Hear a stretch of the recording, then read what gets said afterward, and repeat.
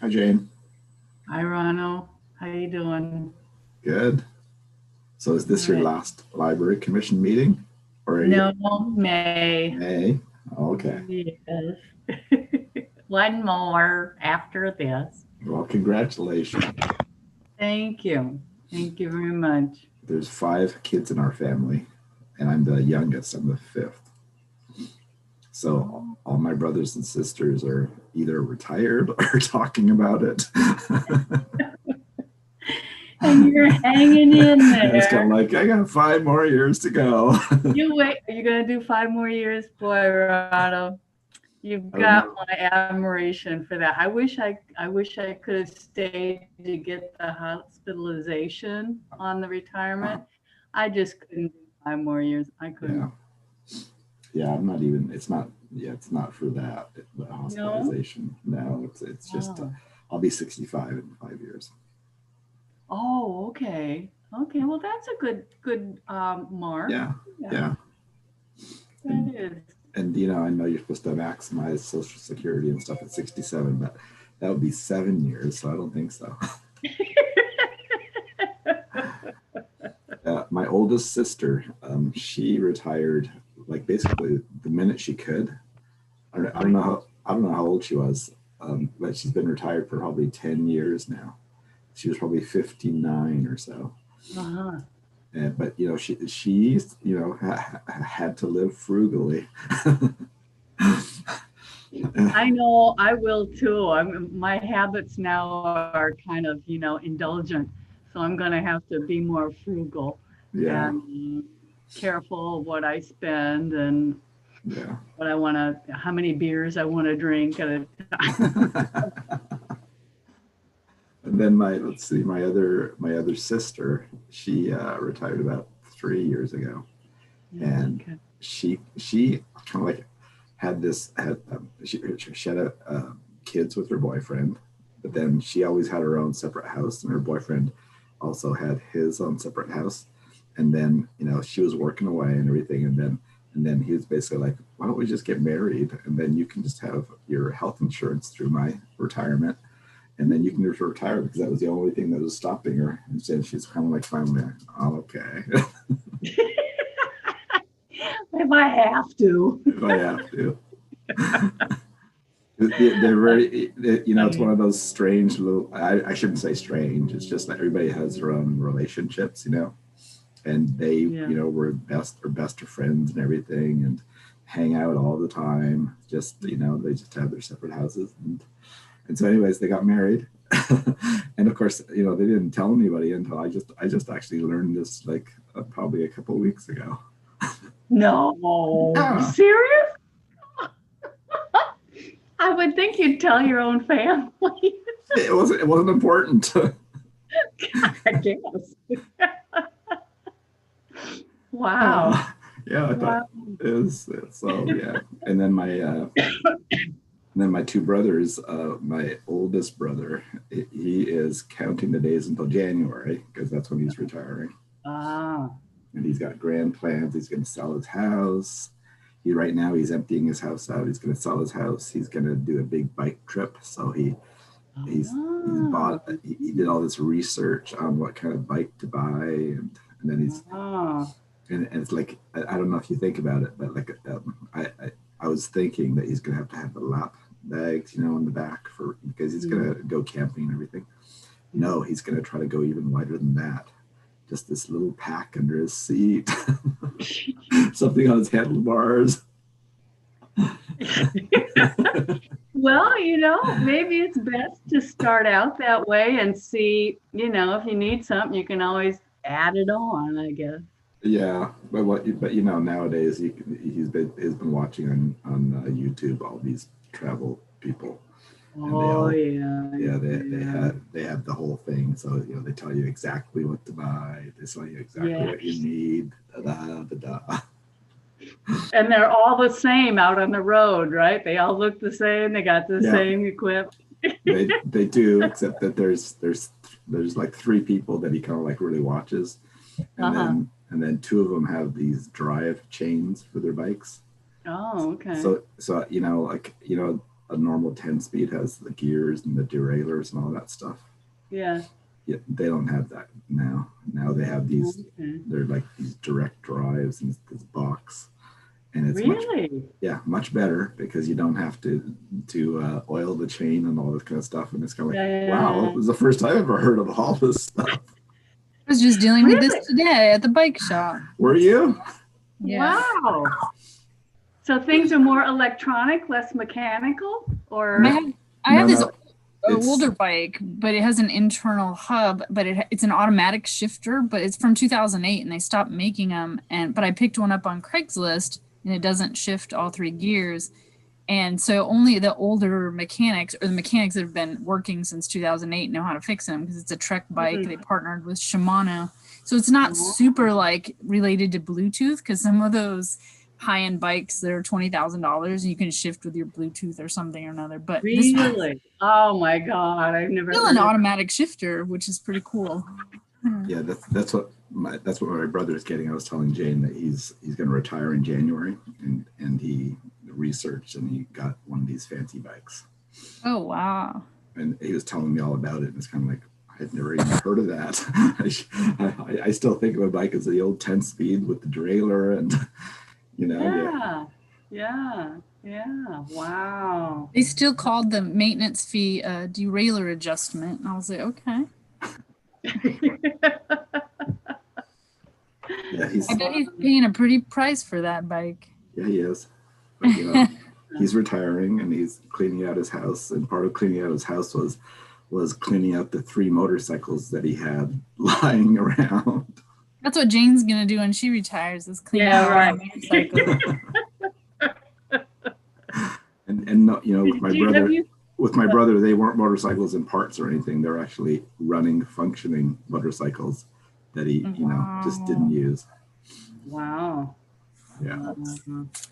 I'm not gonna do it. I'm just gonna sit around for a while. Yeah. Kind of, calm down and dream about what I want to do because the virus is still limiting, I think. So yeah, I'll just be more free. Hi, Suzanne. Hi, Suzanne. Hi, Rano. Hi, Jane. Hi. You're already live on YouTube, right? Yes. Okay. Sure you're aware of that. Yeah, I'm talking about bicycles, innocuous things. Yeah, just innocuous things. No company secrets. No. Okay. Just retirement. Talking about retirement. Bicycles and motorcycles. Exciting things. Yeah. And motorcycle bikes? Yeah. Yeah, I was telling him about my brother who's retiring. Oh. And he was cleaning out his house and his garage. He had 3 motorcycles. And like I was saying, with my brother, they're not often parts and stuff like that. They're actually 3 functioning running motorcycles. And he realized he just hadn't used those motorcycles for a while. Oh my, that's cool. Yeah. Is everything going according to plan this evening? Yeah, we're all set. Yeah. Perfect. And I am going to go dark and finish my dinner. But I'm here if you need me. So I'm going to be right back myself. What, Bridget? I'll be right back. I just need Okay. to. Okay. Hello. Hi, Hello, David. David. How you doing? Good. Good. I'm going to go ahead and turn off my camera after I say hello. Yeah, me too.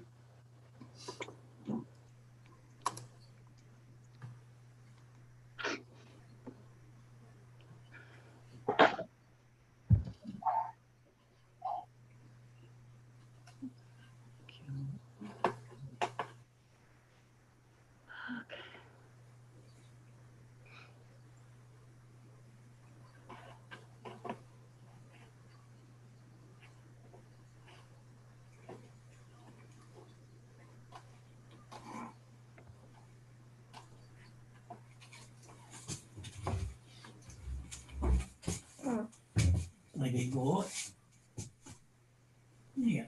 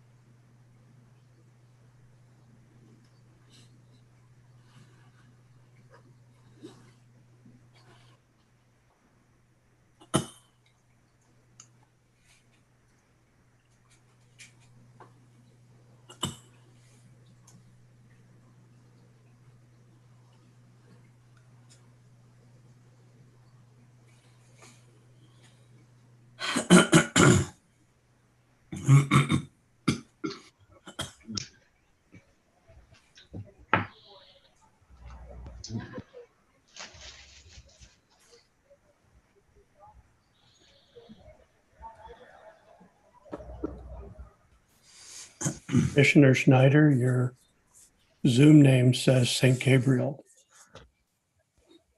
Oops, let me sign out and in again. And my we know church we name. feel that way about you. You know, that was the patron saint of communications.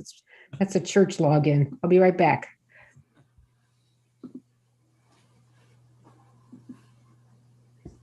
Mm-hmm.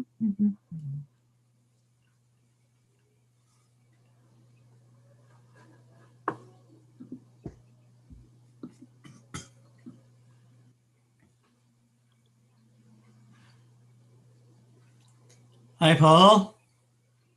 Howdy, David. How are you? Hey, real good. Looking forward to another interesting meeting. The sarcasm is pretty heavy.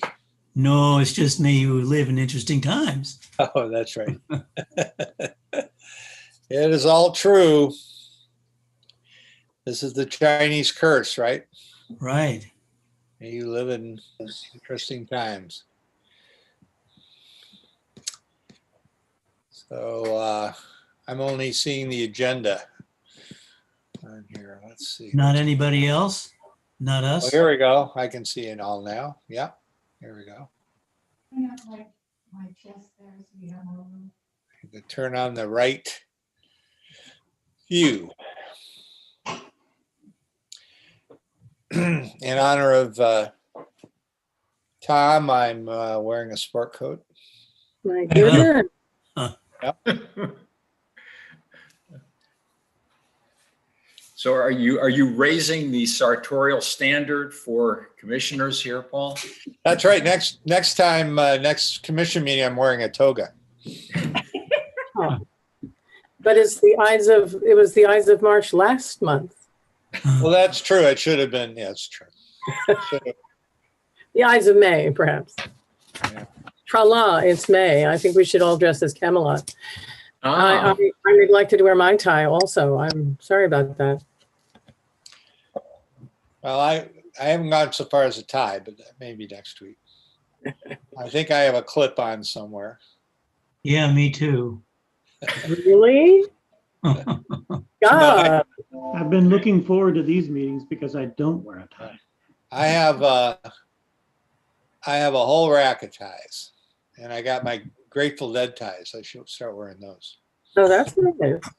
Yeah, Jerry Garcia designed ones. So got a bunch Yes. of Mhm. All right, we are at 6 o'clock. Let's see how many commissioners are here. I can't figure out how to change my name. So I'm Curry, Antoinette Curry. Can we Yeah, I maybe, noticed that. You maybe can call you right, Tony? You can call me anything you want. you can right click on the name and change it, I think. On the Zoom screen. Yeah, I don't have I can't see that. All I see is the agenda. Okay. Go ahead and Okay. do it for you, Tom. Yeah, if you click on your picture, Tom, if you right click on it, it brings a drop down that includes rename. I can't see my picture. Oh, You're not in your Zoom application. If you go to your Zoom application, you can do it. Yeah.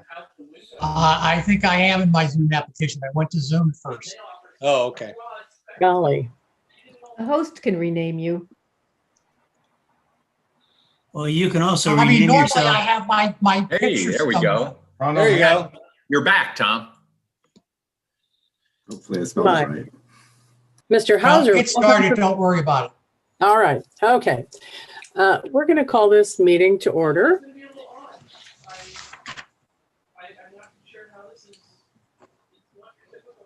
I'm sorry, is that to us or is that? All right, let me start over again. I'm going to call this meeting to order and I'll call the roll. Commissioner Parker is unable to join us. She's out of town tonight. So Commissioner Schneider, I'll start from the back. Commissioner Newberg. Here. Commissioner Mulford. Here. Commissioner McKenzie. Here. Commissioner Hauser. Here. Commissioner Evanridge. Here. Commissioner Foxen, Here. Commissioner Elkind, Here? Mr. Cahill. Here. All right. Pursuant to California Government Code Section 54953, all votes during this teleconference meeting are going to be taken by roll call. All right.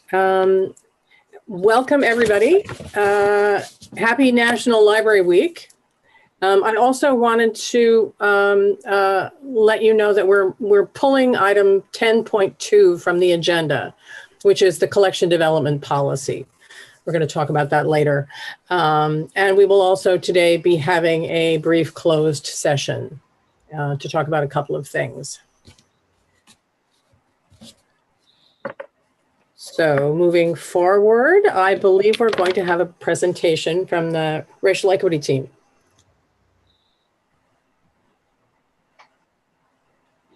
Alita, do you want to screen share?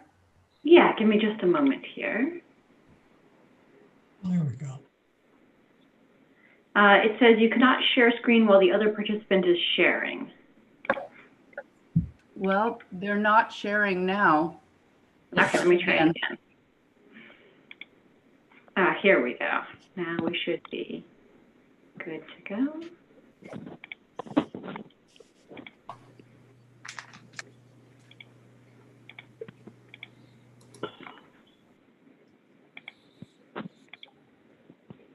Okay, are you seeing us? We are. Thank you. Awesome, thank you. Good evening, Commissioners. Director Hammond, it's a pleasure to be here, and thank you for giving us this opportunity to speak to all of you. My name is Alita Dimas. I'm the branch manager for the Windsor Regional Library, and very pleased to be part of our racial equity team as well. So just a quick introduction for all of our team members. It's myself, Freddie Gonzalez, who is our library associate from Healdsburg, Stuart Wilkinson, who is our librarian from Guerneville and also the newest member of our team. So welcome, Stuart. Suzanne Silva, who is our HR manager. Sabine Salik, who is our librarian at the Sonoma Valley branch. And Lana Lowen, who is enjoying the well-deserved absence, and we look forward to working with her again soon. Very glad to be bringing this information to you about the work that we have been doing in the last quarter. Let me just bring us to the next slide here. Are you guys seeing full screen, or are you able to see the whole slide? Yes. We're also seeing the preview on to the left, so you might want to go into slideshow. Alrighty, just one moment.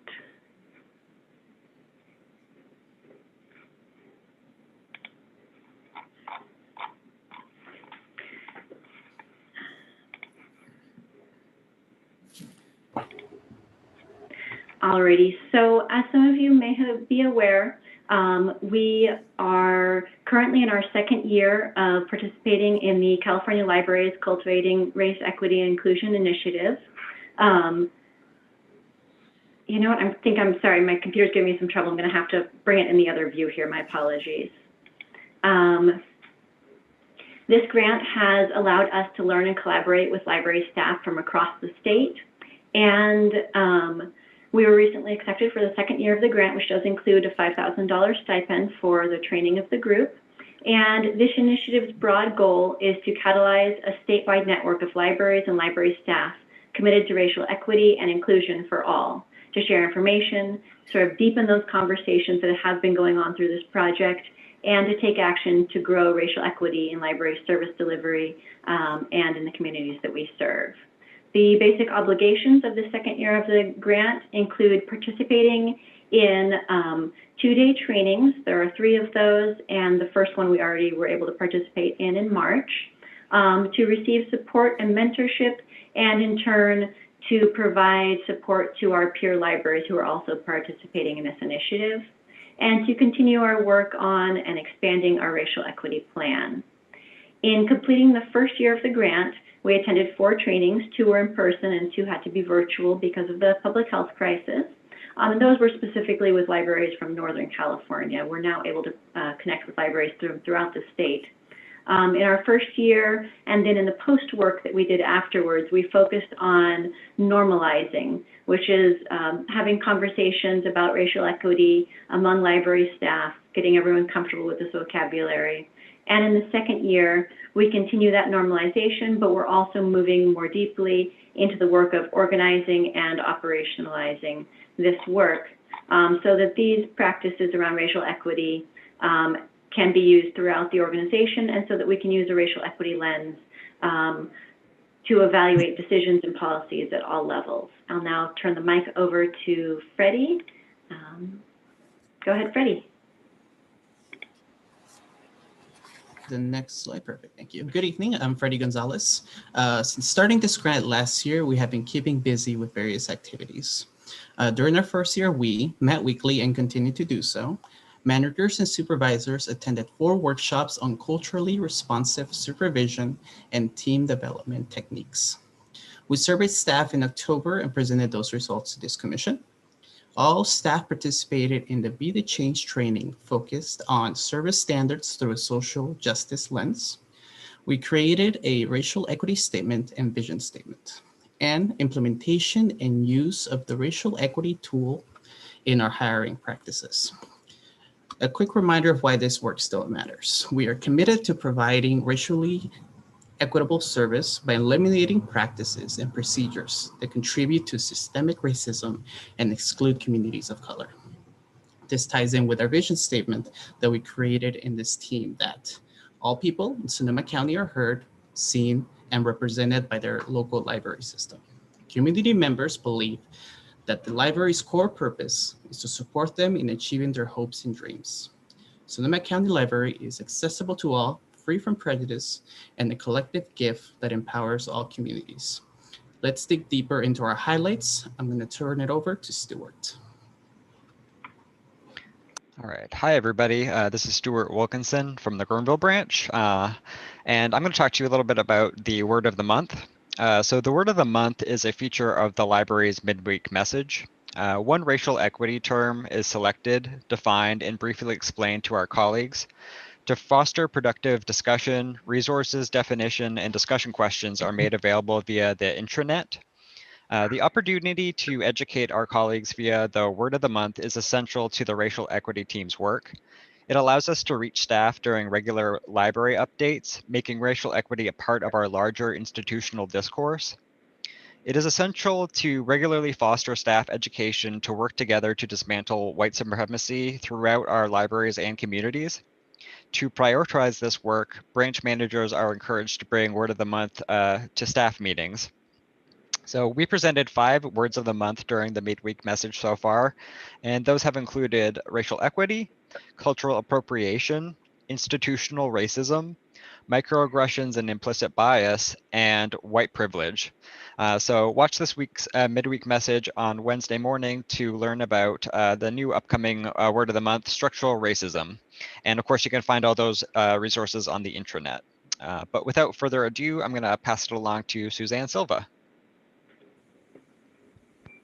Good evening, commissioners. Thank you so much again for having us for our third presentation. And again, this work is very important to us. And of course, HR is invested in recruiting. One of our goals was to create a workforce that reflects the communities that we serve.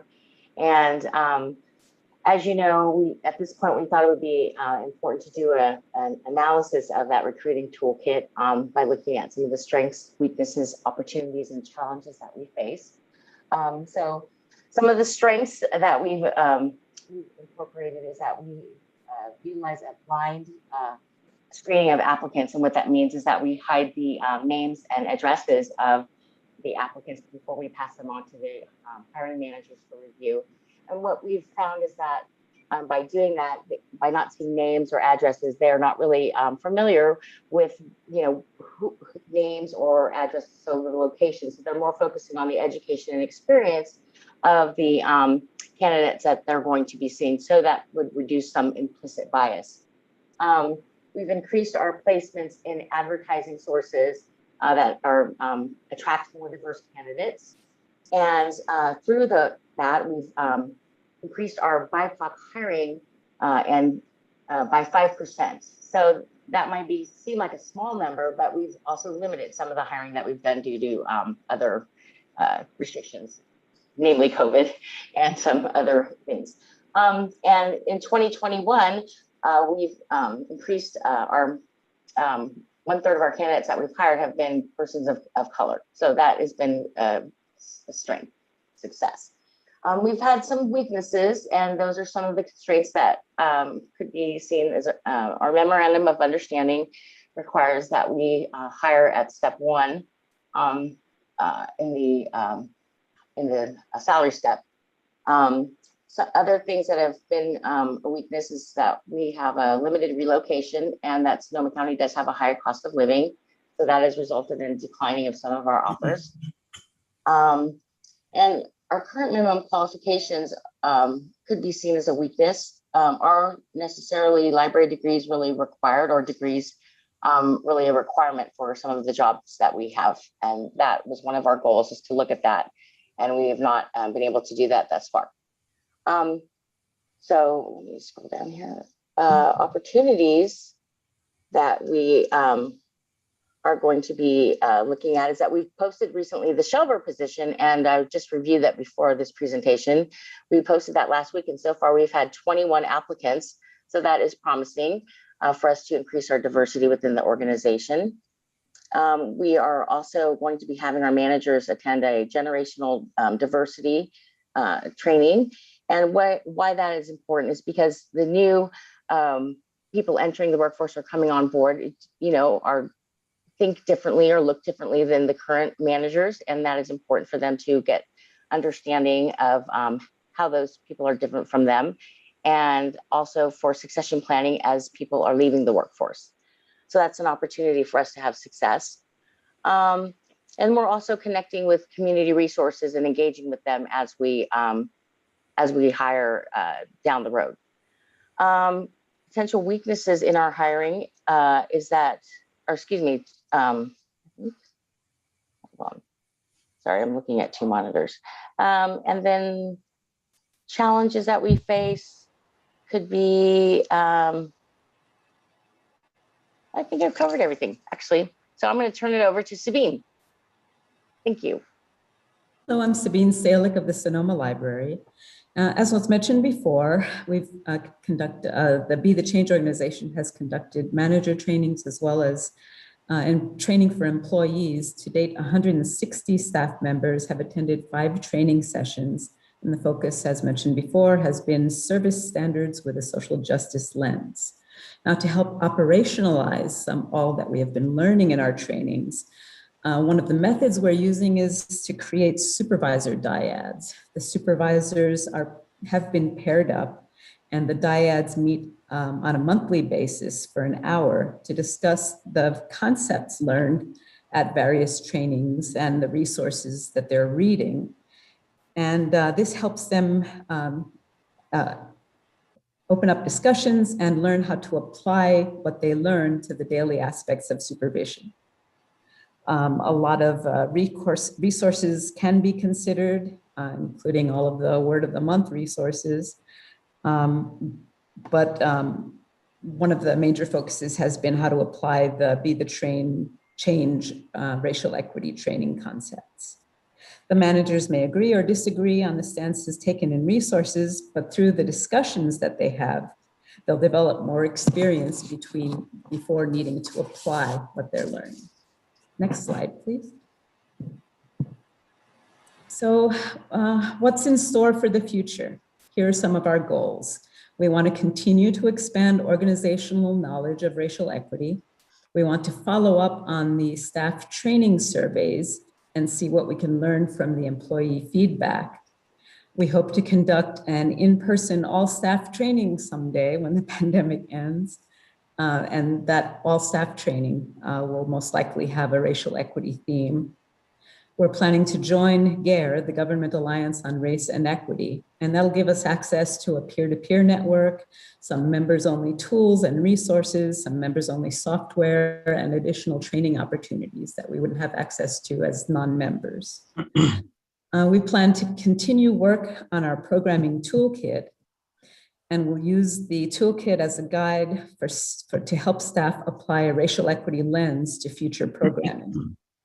The new bibliobus will help us. Not only can do we hope to reach underserved communities with the bibliobus, but also to make diverse community connections through our expanded outreach into underserved communities. And now we welcome your questions. Let's see, does anybody have any questions? I have a question. Sure. This is Andy Elkind, Commissioner from Healdsburg. Thanks very much for the presentation. It was great to see the very positive feedback that you received on the training. And I certainly don't expect you to give a full report on what was covered, but I was hoping you could maybe share just a couple of specific examples of things that came up in the training that either you felt were new or that maybe reinforced some things that people thought they knew but didn't necessarily practice consistently. I could speak to the manager training, and then maybe one of the other staff members can speak to the training for frontline staff. For the manager training, what's been really handy is we've used, you can see I keep it right here on my pinboard.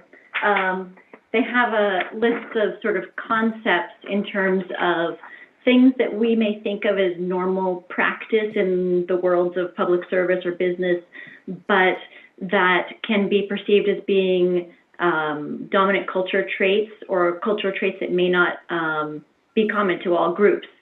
So as an example, there are terminology like a focus on individualism or a focus on valuing the written word, things that are often associated with white culture, and how we can reflect on how those may influence the way that we work with our direct reports, and how we can modify our practices to incorporate a wide variety of cultural groups.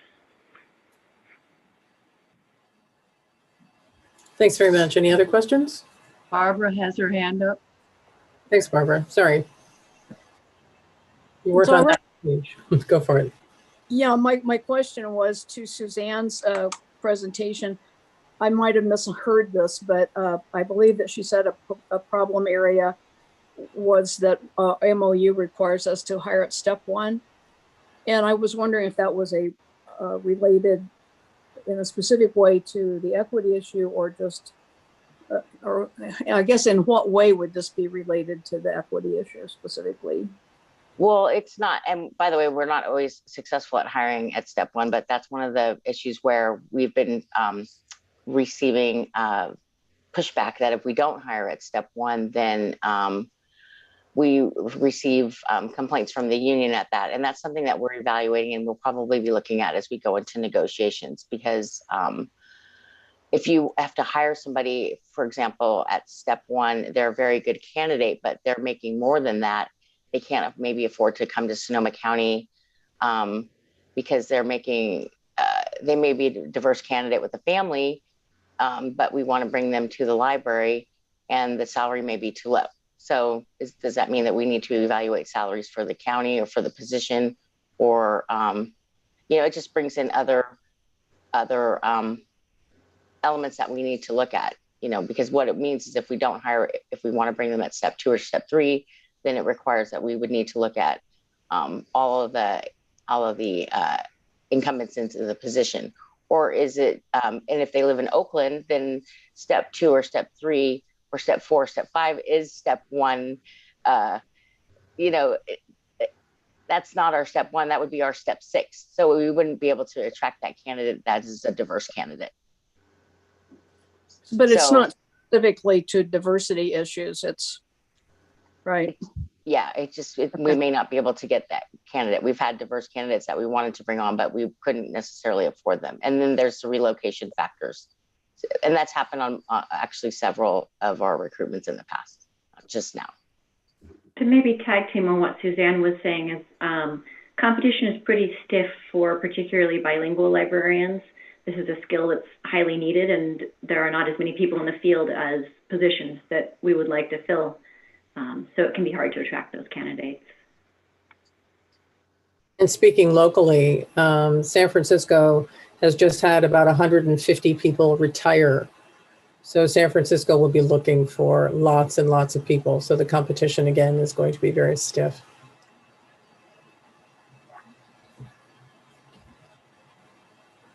Any other questions? And Jaylene is going to help me because I can't see everyone on my screen. So I can't always see if your hand is up. Chair Doyle, this is Commissioner Heavenridge, and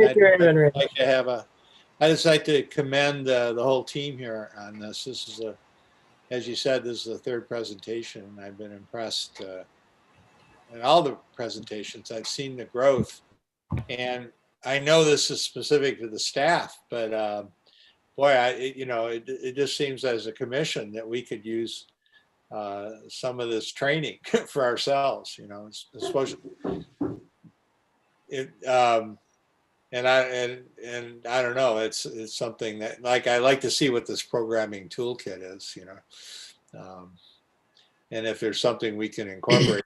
But as far as the sensitivity training and all that, I think it's something we all could use. So I just wanted to commend everybody, but on the work you guys have been doing. This is great. Suzanne, you have a response? Oh, yes. I just thank you, Commissioner Heavenridge. And ultimately, one of our goals is to, when we get a little bit further into this, is to look at, the organizational policies and see if we can, look at those through a racial equity lens. Because one of the things, as Alita was saying, is, do organizational policies perpetuate the type of decision that, and when you say like white supremacist thinking, it comes across as such a heavy concept that you really, people, and especially right now with all of the things that are going on in society. So maybe to say the dominant culture, maybe it sounds like it's a less heavy phrase, but it's do organizational policies and perpetuate this type of thing. And so I think that, through us joining GARE, it will really be helpful because they do provide tools for looking at how your organization makes budgeting decisions, just all of your organizational decisions through a racial equity tool. And so ultimately, the long-term goal is to, implement change, but change is not something that occurs overnight. So sometimes just making baby steps is to make tremendous change. And we do appreciate the support of Director Hammond and the commission in this long-term endeavor. So thank you. Thanks very much. Commissioner Foxen. Yeah, well, I just want to commend what you're doing. It's been a passion of mine for eons. I was on the Human Rights Commission and been on a lot of other things that have done with racial equity. And I want to second what Paul's saying. I think somewhere along the way, and I realize it's not immediate by any means, but somewhere along the way, Commission does need some training in this to get us in line with where the library is going. I think that's as important as, others. But again, thank you for what you're doing, all of you. I'll echo that. Thanks very much. And we look forward to the next presentation. Well, thank you. Moving on, public appearances next. Members of the public who wish to address the commission regarding matters not on the agenda should request recognition at this time.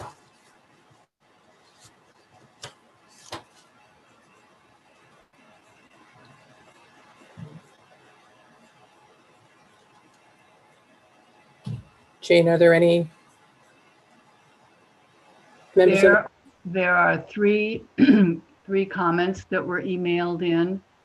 They all deal with the archives, and one of them also deals with the collection development policy. Then we will probably, we can take the collection development policy one now, but we'll take the other ones when we're talking about the archives. Okay, this is from Carol Eber. And like I say, it's just her first paragraph. Do you want me just to read that first paragraph that deals with the collection development and then wait on her further comments about the archives? Oh, if the rest of it is about the archives, okay, we'll then take the whole thing during archives. How about that? Okay. Okay. All right. Item 5, library advisory boards, the foundation or Friends of the Library. Have we any visitors this evening?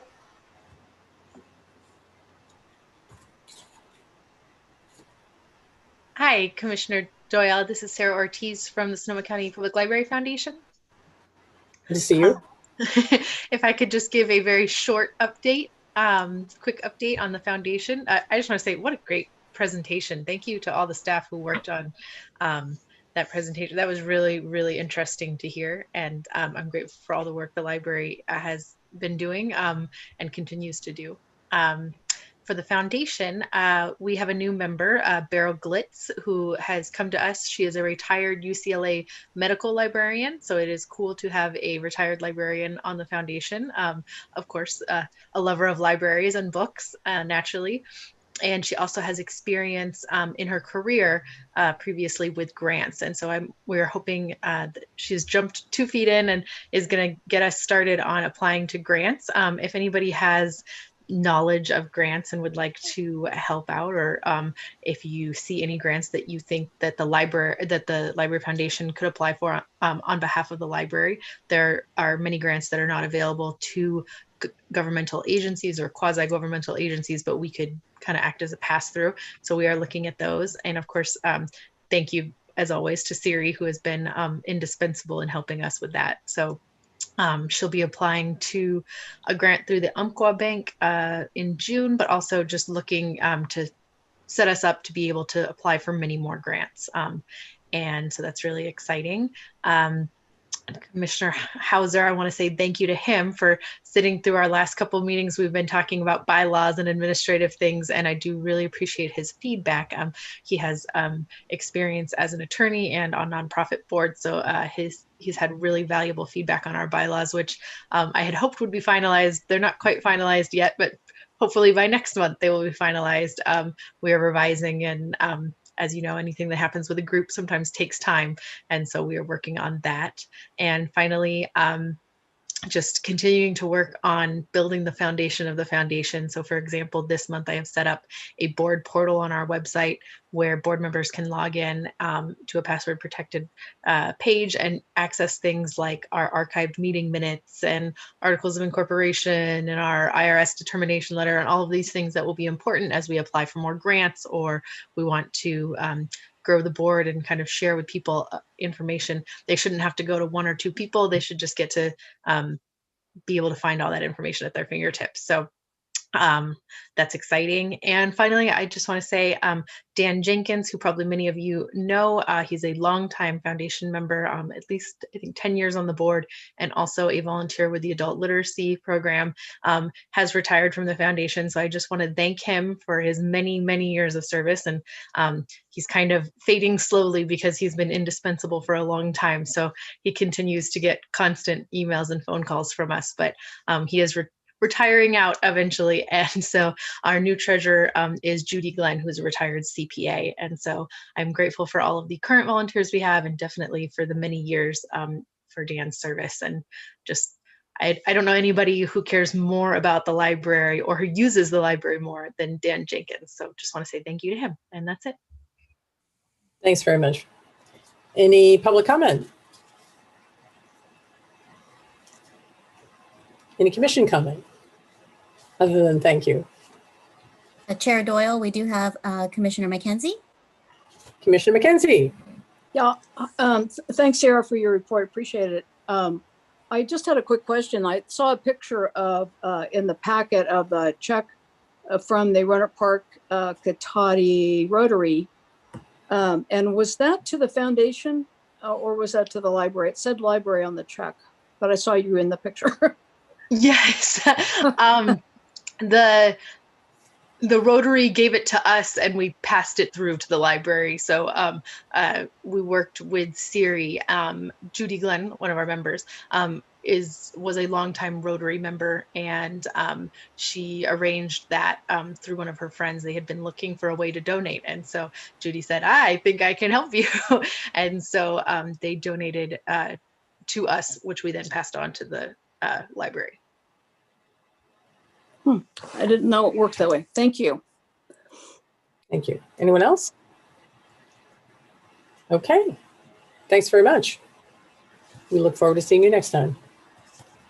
Moving on to library reports. Director Hammond, would you like to walk us through the library reports of 6-1? I certainly would. So good evening, everyone. And I would like to start by saying, if you have not already read the management reports, please do yourself a favor and take some time to pore over them. This represents a tremendous amount of work by our staff. They have just done a wonderful job of responding to community need through curbside service, through programming, through technology, so many different ways. And I'm really proud of the work they've done. What I would like to do tonight is spend a little more time on 3 different areas. The first is the reimagining plan. The second is the archives report. And the third is the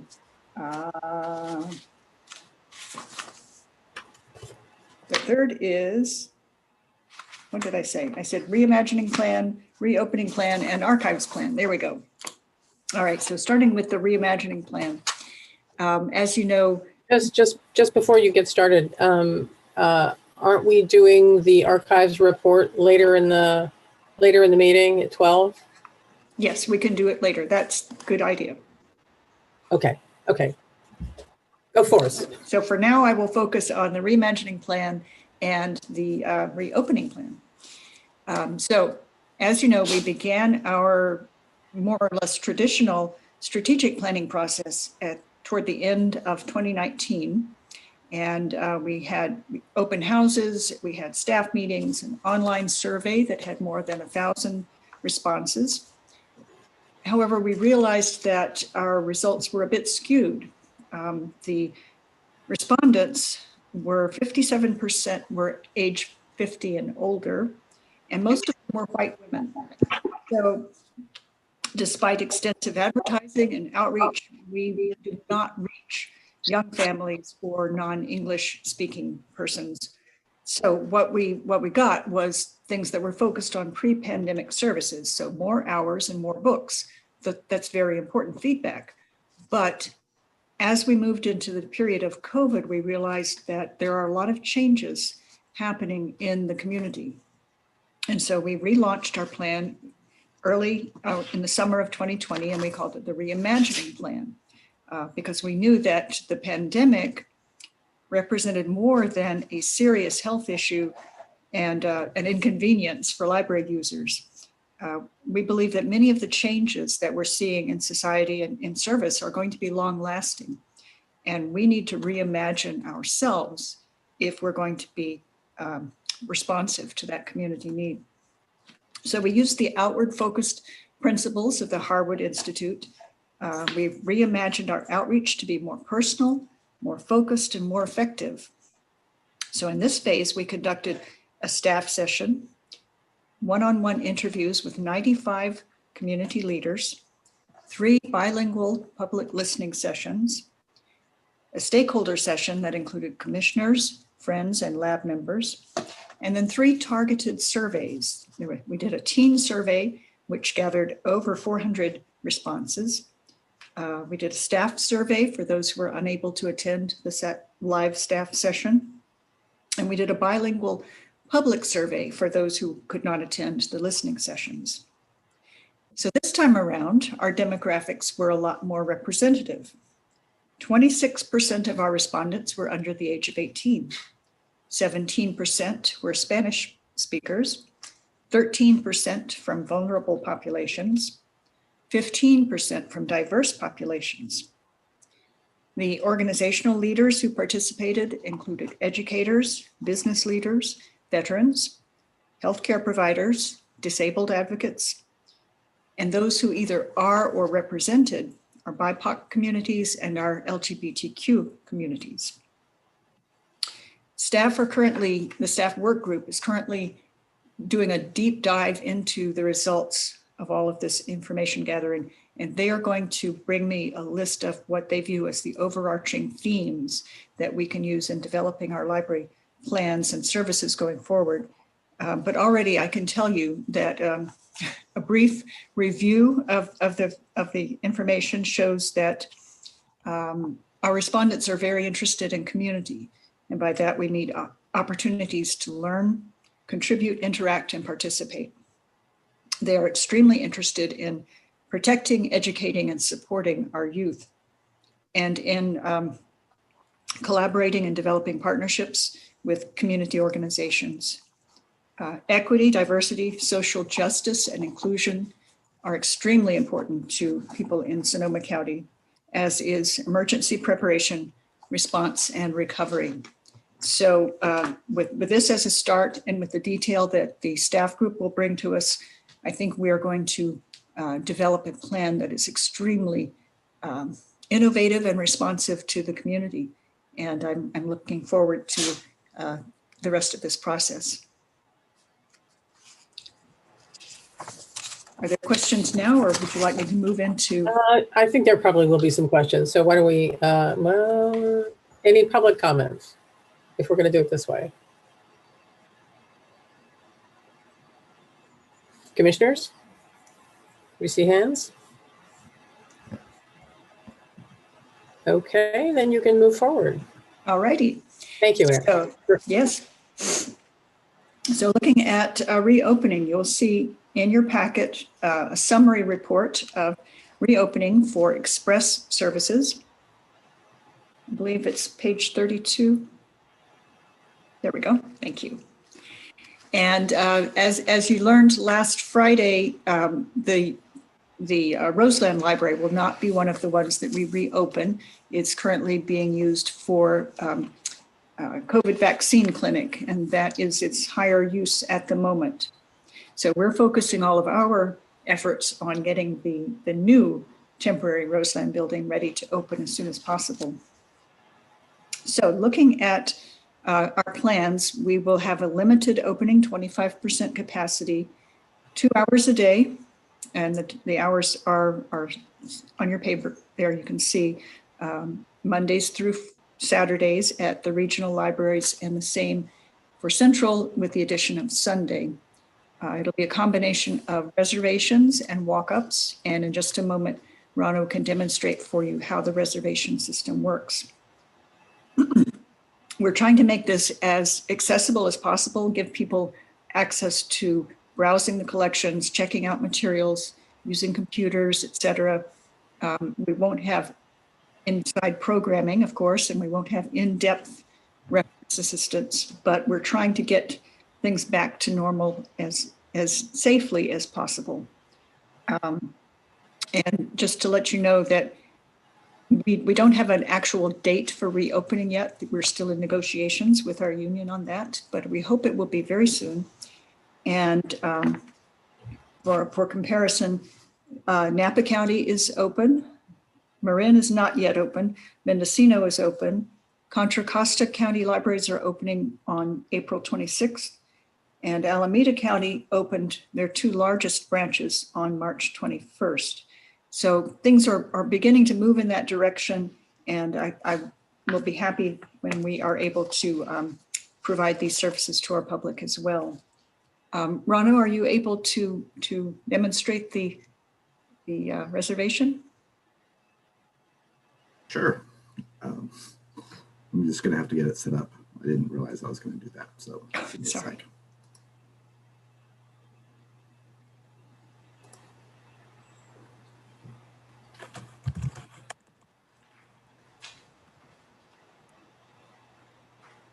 And are you surprised by anything in the planning of the reopening? I mean, I know a lot of it is providing safety measures and that sort of thing, but was there a big surprise somewhere?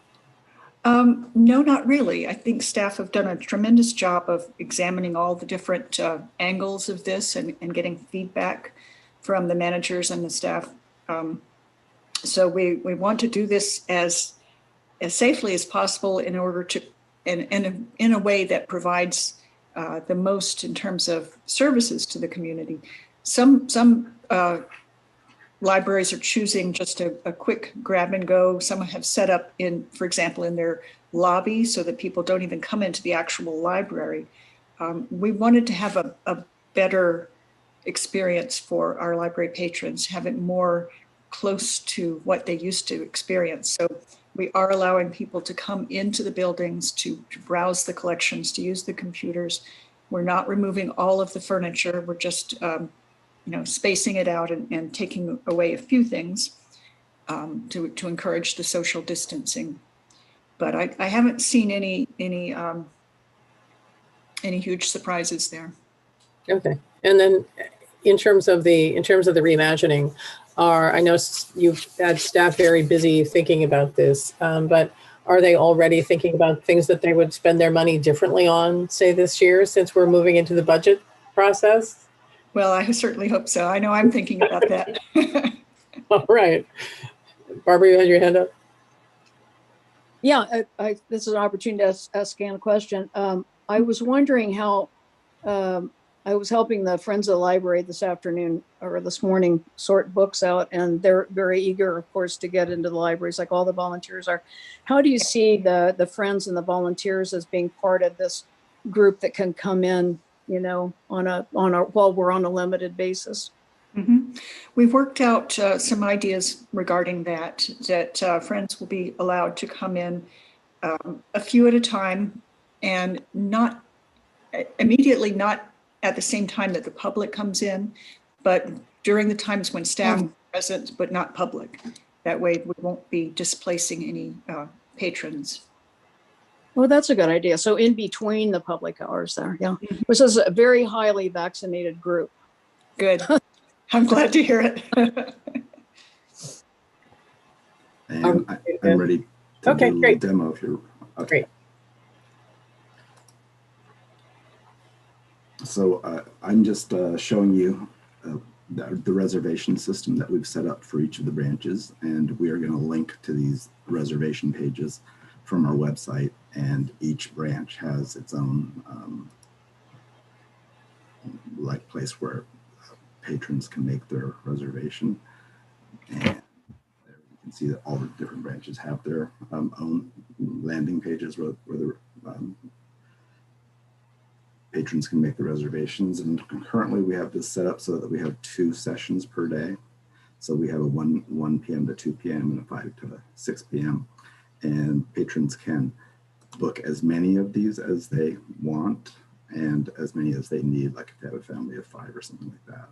And so today is April 5, and it's already past 5 o'clock, so there's nothing available today. So if I go to tomorrow, then there are a bunch of openings, and all a patron has to do is decide, okay, I am going to bring my family of 4. So I need 4 slots, because just to comply with our capacity limits, we need to know each person who's going to be visiting the branch. And so they patrons need to actually make a reservation for each person. And here's the reservations that they've made. It's 1 to 2 p.m. on Tuesday, April 6th. And then all they have to do is submit the time. And here is all the detail in the booking, and also our opportunity to give them the terms and conditions, which is, is a kind of standard. If you have COVID or related symptoms, please don't, visit the branch. And if all that looks good, then they just continue. And then they just need to put their first name, last name, and in reality, they only have to put their initial. And then if they want to receive confirmations, then they put in email address. They submit their booking, and that's how easy it is to make a booking. And you see that I booked 4 slots, and I can make another booking right now. And I also will get a confirmation email about that booking. And so I'm going to go to the next page and just show you that this is available both in English and in Spanish. And so to make it available in Spanish, there's a toggle at the bottom, and I just make it Spanish. And then everything is actually available to our patrons in Spanish. And anything that, and so I'm just going to do the same thing, go to tomorrow, and I'm going to do 5 to 6 p.m. I'm just going to go ahead and book it, and all the buttons and all the instructions are now in Spanish. And same.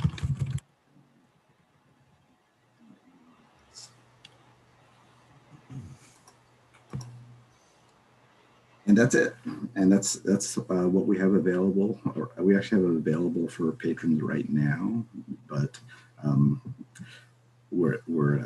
we actually have it staff playing with it and testing it, making sure that it works, and letting us know if there's any suggestions that they have for any improvements. And is there anything else that you want me to show? No, that sounds great. Thank you so much. Okay. Well, Rono, I have a question. How will patrons get into this system? Where will it be on the website? Yeah, it'll actually be on the homepage of the website, and then there'll also be a special page listing all of those links, and then on every single location page on the website, there's also a place for patrons to reserve a spot. Great, thanks. Thank you. Joel, Commissioner Newberg. Yeah, yes. I just, I guess in the form of a suggestion, and I'm very pleased that the current Roseland site is being used for a clinic, but Roseland is underserved. The people that live in Roseland are underserved population. I wonder if it might be possible to take a part of the 60% of these reservations and dedicate them to people from Roseland who certainly don't have any place to walk in and are probably going to be somewhat less able to use this reservation system. So perhaps we can work out some way of allowing those patrons to use appointments at other branches. They can certainly use any other branch, yes, but I understand your concern about it being an underserved community, and we will look at different ways that we could expand our offerings to them. Thanks, Ann. Mm-hmm. We have Commissioner Heavenridge, Commissioner Schneider, and Commissioner McKenzie. Commissioner Heavenridge, you're muted. Thought I was, I unmuted myself before and I screwed myself up. Okay, anyway. So my big question is, what is the marketing plan to get this information out that we're ready to go? I just, I know you guys have one. You're great. If you could give us a few details, that'd be wonderful. Sure. Yeah. And I noticed that Ray Hawley's on the call, so I'll try. Good, Ray. Yeah. Good evening, Chair Doyle and Commissioners. Ray Hawley, Communications Manager. You've probably noticed, I'm sure you've noticed, that the library is exercising a lot of caution as we reopen. We are about a tier and a half behind the rest of the county, and we're following that pattern with marketing. We'll have bookmarks for the branches to put in curbside, and some talking points for them to provide to some patrons for a few days, a day or two, maybe a little longer before we reopen. We're going to let the libraries reopen and hear from staff, hear what works, hear what doesn't. The next step will be a social media release. Between all of our various accounts, we have, I don't remember the exact number, 12 to 15,000 social media followers. That, of course, will amplify as people start liking and sharing. A few days later, we'll launch an email blast, which will go to 107,000 patrons. And then a few days after that, we'll launch a press release. So it's what we sort of call a slow roll. We don't want to create a demand we can't meet. We don't want hundreds of people lined up outside every library on opening day. We want our patrons to understand the system, and we want our staff to be able to make the adjustment. Thanks very much. Commissioner Schneider? Yes, thank you. This looks like a very thoughtful plan, and that product, it looks very, very interesting and useful. I'm sorry if I missed this, but for people who don't have computers or prefer not to use computers, can they phone in to request visits? I don't know that we've addressed that directly, but I don't see why not. If they call, the staff could make an appointment for them. Okay. Thank you. Commissioner McKenzie? Yeah, my question would be related to that. So I think I read in the materials that this is going to be a combination of reservations and walk-ups.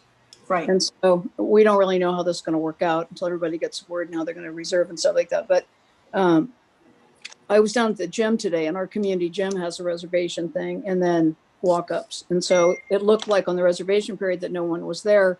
And then when we got down there, a whole bunch of people walked up.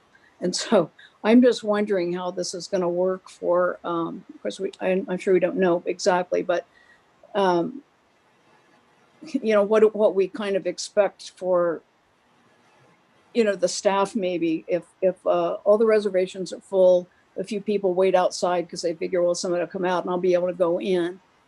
If we're going to kind of do it that way a little bit informally and less strict, or we're going to just follow, we have X number of slots, that's all, even if they all left, we're not going to let anybody else in, you know, that kind of thing. That's one of my questions. I'll just ask my other ones really fast here. I was wondering about, since Ray mentioned that we're about a tier and a half behind the rest of the county, this new plan that we haven't even implemented yet would probably be a pretty short-term plan. And I wonder if you have any kind of best guess about how long this phase would last. And then lastly, are we concerned that since people can make any number, I guess, of reservations, I believe that's what Ronno said, you know, do we have any concerns about people making, you know, reservation for their kids, you know, every single day, and then, you know, not leaving enough for other people? Sorry, I had 3 questions. I thought I'd ask them all. That's all right. I'll see if I can remember them. So the first question was about the in and people out. coming in and going out. Was that Yeah. your first question? Okay, so we're going to try to keep it simple at the beginning. So we don't want staff to have to stand at the door and count people coming in and people going out. So it'll just be X number of appointments and or walk-ins at the top of the hour, and then nobody else until that hour is complete. In terms of the, remind me what the second question was. Since we're behind about a tier and a half, Ray said, right. we would see this as some sort of short-term or interim process. When do we think we might go to another step? The staff reopening team is working on that now. We don't have, you know, an estimate of when that will happen because we haven't even started this one yet. But I do expect that it'll be pretty short term because we're, you know, as Ray said, we're about a tier and a half behind. But we want to do it right. We want to do it right. We want to see how this initial foray works, and then we can make adjustments from there. And my last one was about the multiple days, people being able to have unlimited, I guess there are no limits. Yeah, so that's something we'll have to judge as we get going. If that turns out to be a problem, then I'm sure they'll determine a way to handle that. But to an earlier question, Sarah Ventries has confirmed that they will make appointments for people who don't have a computer. If they call, staff can certainly do that for them. We'd be happy to. Super. Any other questions? Okay, time to move into the financial reports.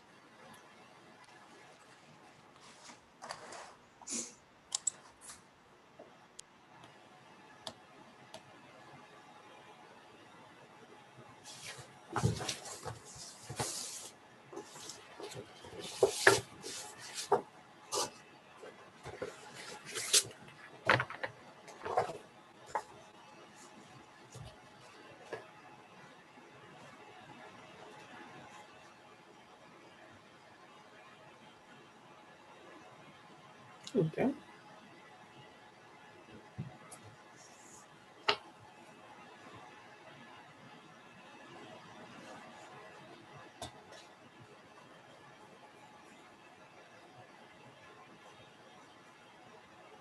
Is it going to be Randy, Andy, or Ann? Are you walking us through this? I was just looking at the attendance and I don't see Randy here with us this evening. Andy, should you and I tag team this one? Okay, we can do. I thought for some reason I thought I saw him earlier, Ann, but He may have had a reason to step out. We yeah. can postpone it. Let's see. No, not necessary. I think we can cover this pretty quickly. I'll start. And some of this, by the way, will also be picked up in the Finance Committee report. But what you're looking at is the summary through the month of February. So we're 8 months into the year, 2/3 of the way in terms of our expenses and in terms of our property tax revenue, but only 6 months in terms of our sales tax revenue because of the 2-month delay. The main thing that's different this month is that this report was updated to reflect the decision that the commission made back in September to allocate additional funds. And if you look in the first column, the one that's green, you can see that the budget actually shows a deficit, that our projected or budgeted expenses were about $2 million higher than the budgeted total revenue. And a lot of that was the desire to keep staff and to allow some of the extra help. But there were also expenses in there for additional services and supplies, including, of course, safety equipment. Now, the good news is that although the budget shows that we would be spending $2 million more than we take in fact, our revenue has been running ahead of what we had budgeted. And again, you'll recall last spring as we wrestled with this, I think that we wisely and appropriately made some pretty conservative assumptions about revenue that would be available to us. But if you look, you can see that the property tax revenue, which really only reflects the first of the 2 property tax payments, right? That the second property tax payment will be happening in April. And so within the next month or so, we should have a more complete picture. But our year-to-date property tax revenue at $12.5 million represents 65% of the amount that we budgeted, and is actually almost $1 million ahead of where we were last year pre-pandemic. So that's good news. And similarly, the sales tax revenue, which, as I mentioned, only reflects 6 months, is almost $7 million. And although it's only half of the year, it's 70% of the budget. And again, is running ahead of our prior year actuals. So big picture is that even though we had allocated additional funds back in September, and it looked as though we would be running a deficit, in fact, we should have sufficient revenue to cover those additional expenses. The other thing that I'll point out, and I think this is far and away the most important report because everything else is a drill down, is that the library has done a really good job of controlling expenses. You would expect 2/3 of the way in that year-to-date percentage column would be at around 66 or 67%. And you can see that overall salaries are running below that.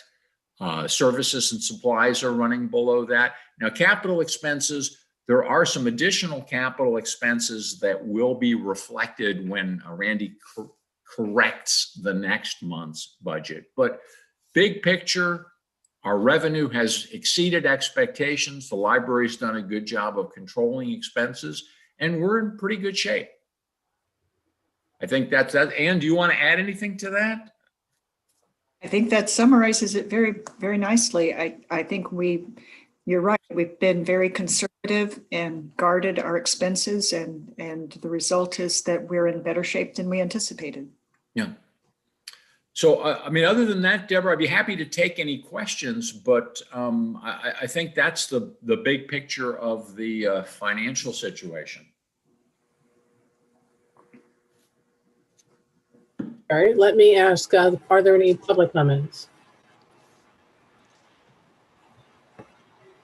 I don't see any commissioner comments. Great job. Yep. Thank you very much. Chair Doyle, we did have Commissioner Schneider. Oh, Commissioner Schneider, please. Sorry, I couldn't get my hand up fast enough. It's I fine.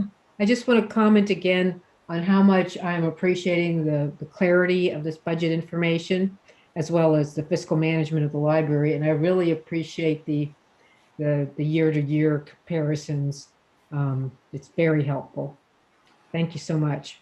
Well, Karen, that was your request. So thanks for asking. And no, seriously, it's been Randy has been, I think, very responsive to requests from you and other commissioners. I think the format of our reports has continued to improve.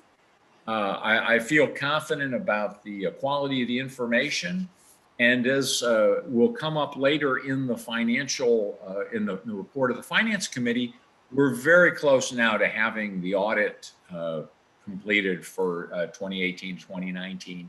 And once that happens, we'll quickly be able to complete the audit for the next year. So it's been a long road, but considering that we've been operating without a CFO, I give credit to Ann and the staff, and of course to Randy and his team for keeping us on track. Thanks very much. But I would say, Commissioner Elkin, Barbara and I have both asked for the additional year information as well. Karen's for clearly, but okay. Well, you and Barbara deserve credit also. That's right, we do. Your Finance Committee never sleeps. Anyway, all right. Any other commissioner comments? Okay, then we're going to move into section 7, the commission and liaison reports.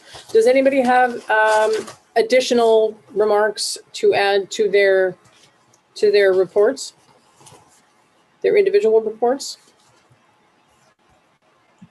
I don't see any hands. Okay, then, and committee and liaison reports.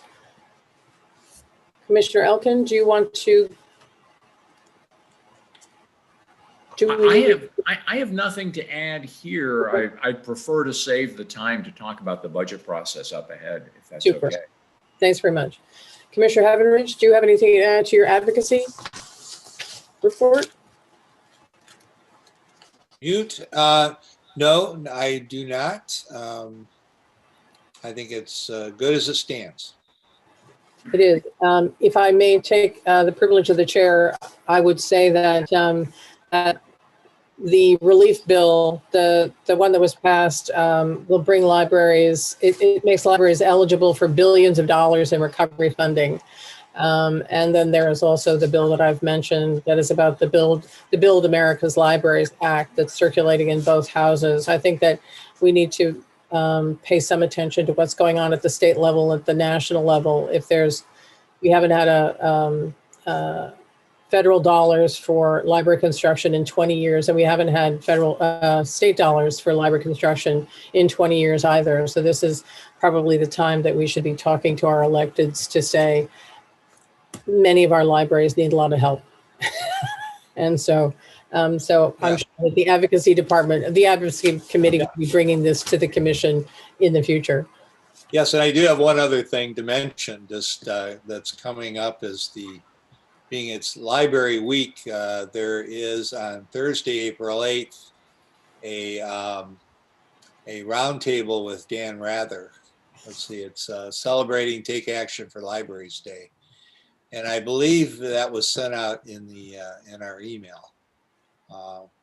It's from the United for Libraries. I believe it went to the commissioners. I'm not sure where else it went, but you all got it. Yeah, you all got it. So it sounds interesting. I mean, it is Dan Rather. So I think a lot of us would rather be on that than doing other things.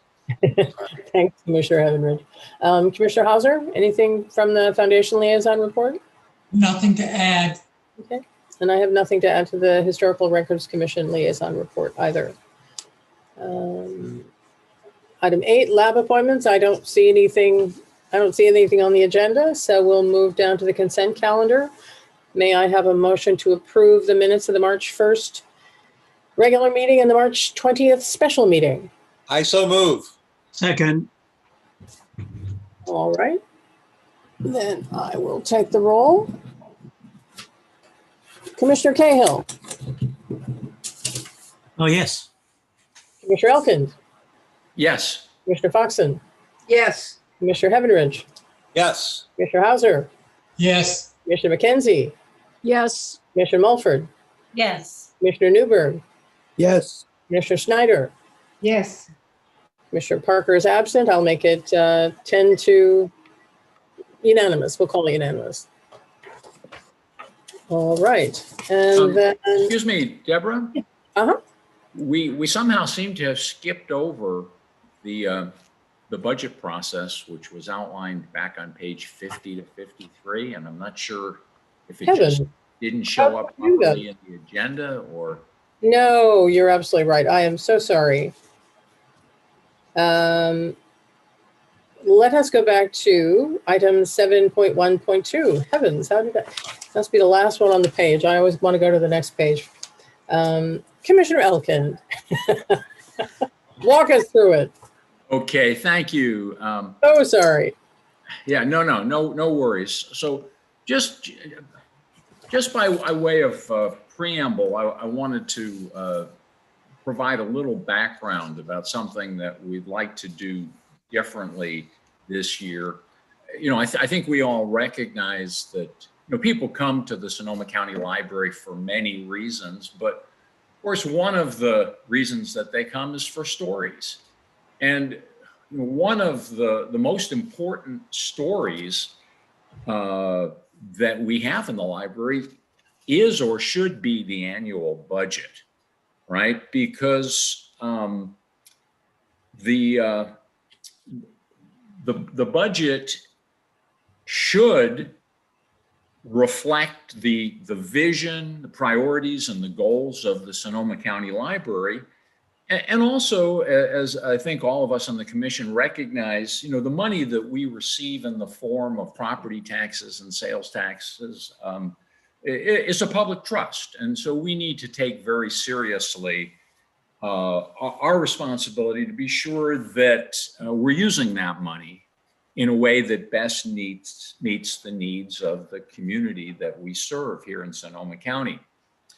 Now, those of us who have been through the budget process know that there's lots of numbers involved, and we use a line item budget, which, while it's great for providing detail, it isn't always the most effective way to communicate the big picture of what we're doing and why.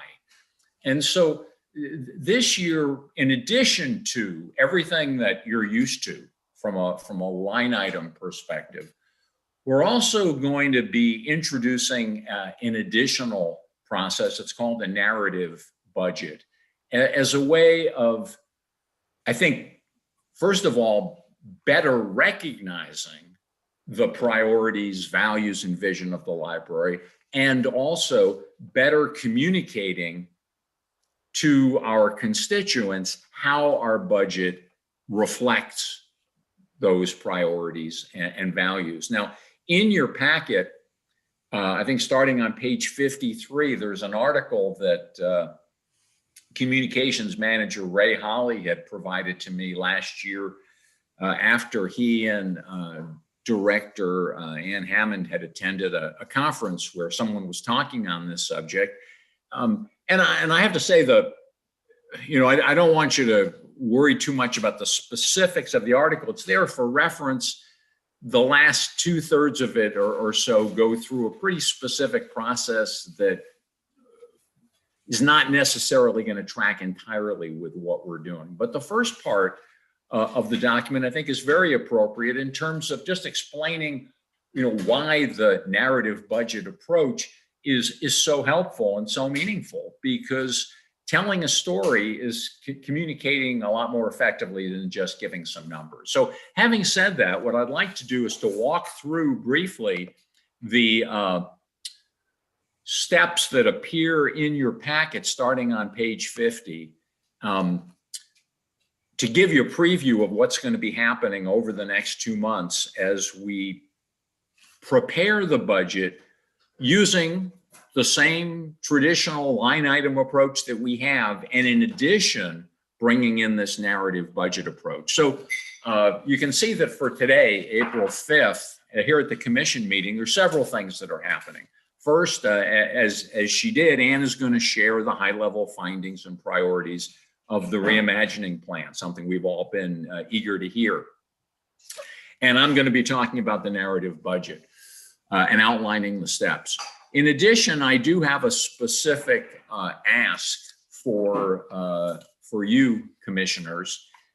Those of you who have been through the process in the past know that you've always had an opportunity to submit a personal wish list of up to 3 priorities based on, your assessment of the needs of the community. And I'm going to ask that you please share those 3 priorities prior to close of business on Friday, April 16th, because the Finance Committee meeting will be reviewing those when we meet on Monday, April 19th. Now, of course, I would like you to do this based on your own best judgment and experience and what you're hearing from your constituents. But just to maybe refresh your memory a little bit, if you've been through this process, last year for the 2021 budget, the priorities that we identified as a commission were to retain staff, expand digital resources, and position the library to weather the pandemic. The previous year, the 2019-2020 budget priorities were robust technological infrastructure, outreach and access to under-resourced and underserved communities, expanding services in Roseland, and additional hours. And the year before, 2018-2019, the priorities were contributions to the OPEB trust, additional hours, and capital expenditure. So my one ask for you is that you please do submit to Jane your wish list items and do that before Friday, April 16th.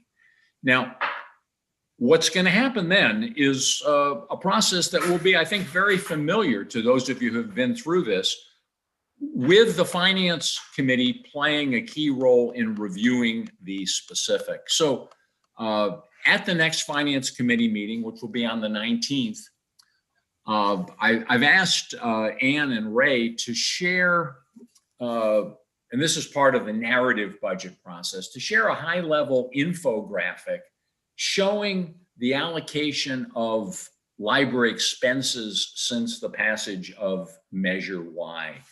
And you may recall from the previous budget process that our expenses fall into 3 major categories. Of course, we've got salaries and benefits, services and supplies, and capital expenses. And so we'll be looking to see how have we allocated expenses between these categories and how has that changed over the last 5 years. And we'll also be talking in more detail about the findings and priorities indicated by the reimagining plan. At the Finance Committee meeting, we're going to review and discuss those personal wish list priorities that you have submitted. And we'll do that in light of the findings of the reimagining plan. And we're also going to review the budget process ahead. So at the next commission meeting, which will be on the 3rd, this will be when Anne and Diane will be presenting in detail the findings of the reimagining plan. And based on the findings, I'm asking Anne to present a high-level view of the budget narrative. So, for example, in terms of those 3 categories, salaries and benefits, services and supplies, and capital expenses, are we making significant shifts in terms of how we're allocating to those 3 categories? And within each category, even if perhaps the overall allocation is not changing so much, within each category, what expense items will be increasing and what expense items will be decreasing, so that we are more accurately reflecting the vision and the priorities that are coming out of the reimagining plan. So that's a really important discussion. And as you can imagine, it's always easy to increase. It's a little harder to decrease. So the library staff is going to have a lot of work to do in aligning their big picture expenses to the information that's come from the reimagining plan. Well, then on May 17th, which is the next Finance Committee meeting, this is essentially going to be a dry run for the budget workshop, because Anne and the team will be presenting both the budget narrative and a draft budget for the Finance Committee to review. And I'm going to be asking the committee to do some heavy lifting here in terms of really taking a deep dive and looking at the specifics. My hope being that the work that we do will free up the commission to focus a little more on the big picture, knowing that the details have been taken care of. But the key questions that we need to address as a committee are, is the budget narrative that's been presented, is that aligned with what the findings of the reimagining plan are, and with the commission's understanding of the needs and priorities of Sonoma County? That's really critical. And then, do the budget figures align with the narrative? In other words, do the numbers support the story? And then taking a deeper dive to say, okay, if that's true at a big picture level, are the budget details complete and correct? Are there any errors or omissions? And we'll provide feedback to Anne and her team to make necessary revisions prior to the budget workshop. Now, the budget workshop, as you know, will be happening during the week of the 24th. We just finished the doodle poll, although I don't think I've seen the final date on that. But again, this will be an opportunity for the full commission to take a similar approach in terms of saying, is the budget narrative aligned with the reimagining plan? Is it aligned with our understanding of the needs and priorities of Sonoma County? And do the budget figures align with the narrative? Now, to the extent possible, I'm hoping that the work of the Finance Committee will provide some assurance to the full commission that the details are covered so that we can focus more on the big picture.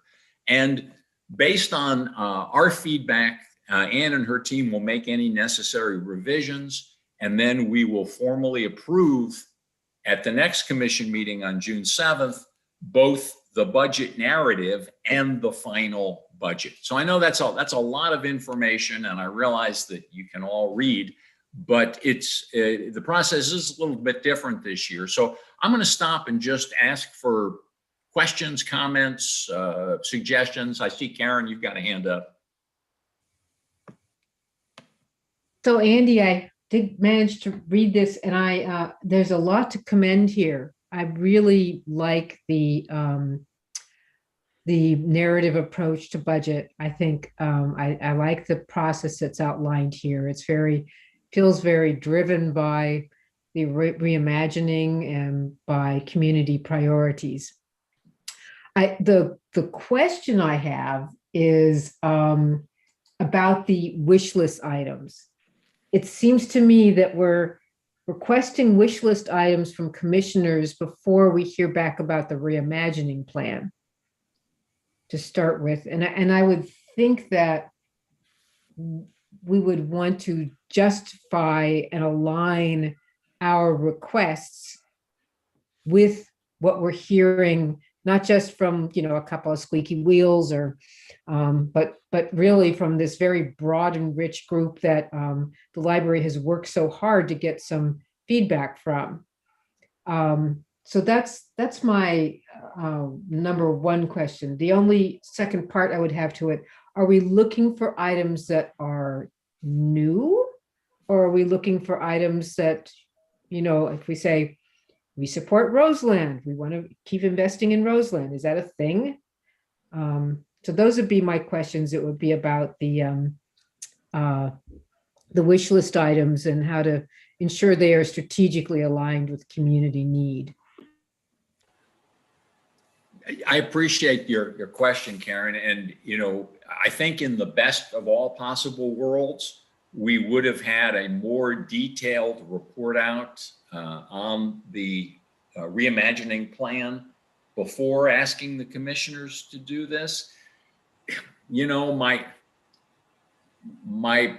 personal feeling, and I'm going to say this with no disrespect to anyone on the commission, I feel like we're doing this because we've done it in the past, not because it's such an essential, vital piece, or I think we're missing anything. I mean, I have a lot of confidence in the process that Ann outlined earlier, and I expect we're going to be getting a very complete picture from the reimagining plan. So this is an opportunity for commissioners to let their voices be heard. If they have a particular concern that they think might otherwise be overlooked, they could certainly raise it.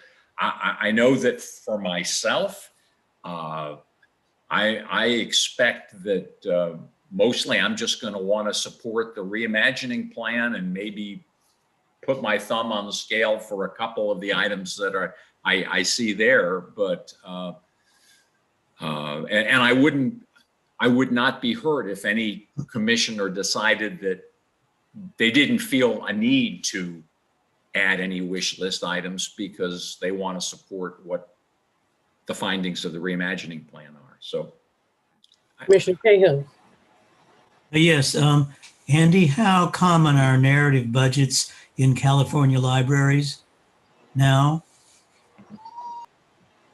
I'm not sure I can answer that question. I would turn to maybe some.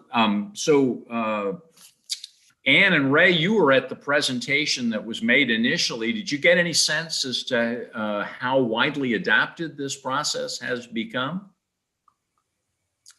I couldn't answer how widely it's been adopted among libraries. It is pretty common, I believe, in nonprofits as a way to show you're putting your money where your mouth is. Yeah, and I'm sorry. I would go ahead. Sorry. To the question about the things that are coming out of the imagining plan, the priorities. The staff work group, as I said, is analyzing that now, and I've given them until the 9th to get their report to me because they just have so much going on with the reopening as well.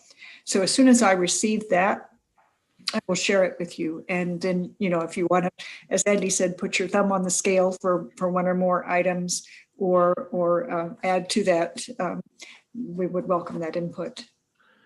Thank you. And Dave, I guess the one thing I would say is that we're not proposing in this case a narrative budget process instead of the line item budget. We are going to be going through exactly the same line item budget process that we have in the past.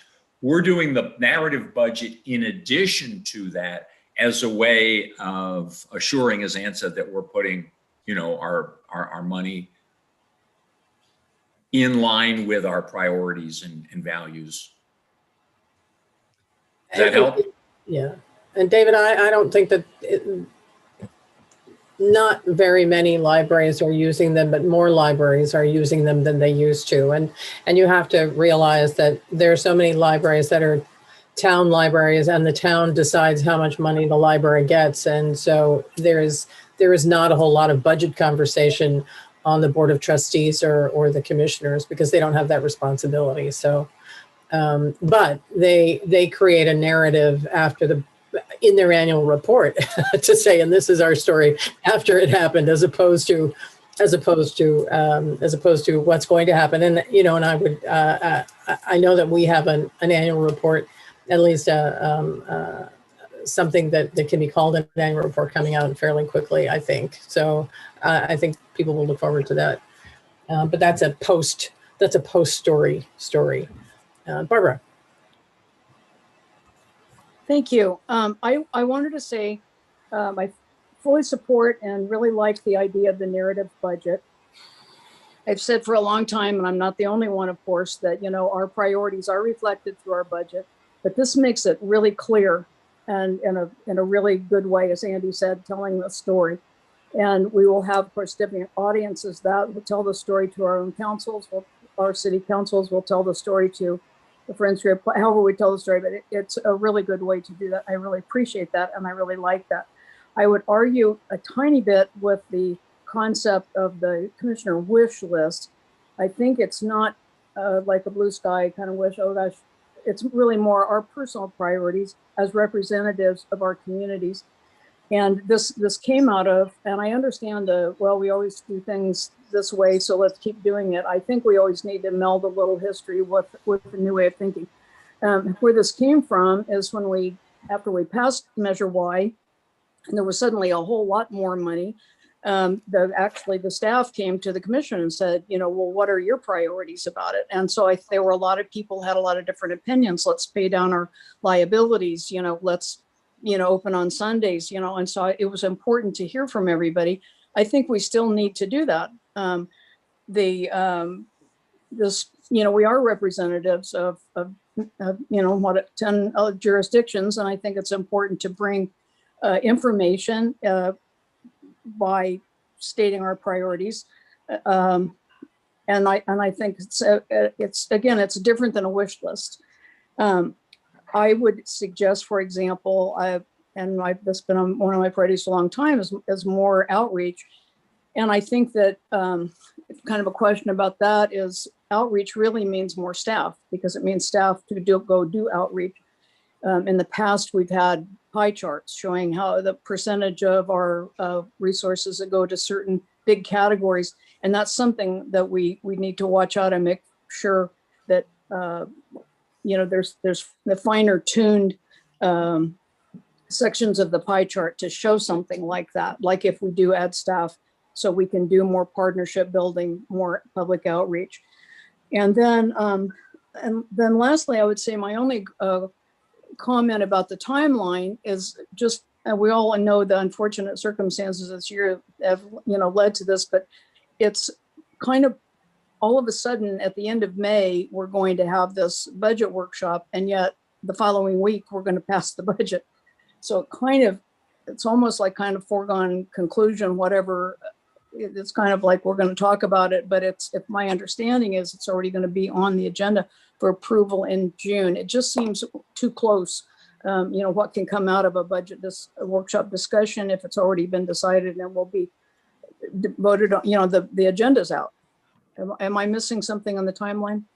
Well, I think, let me jump in, Commissioner Elkin. I think that's why we know that the Finance Committee is going to have some heavy lifting to do, because it is an unusual year.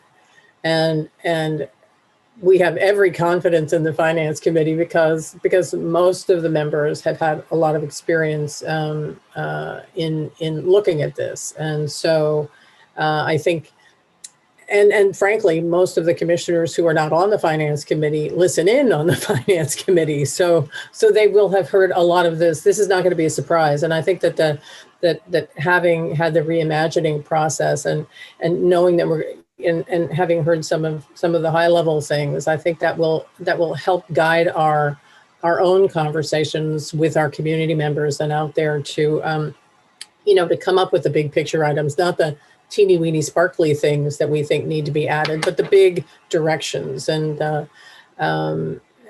so if it doesn't work, then we rethink it. But I think that for now, this seems to be the best plan for this kind of year.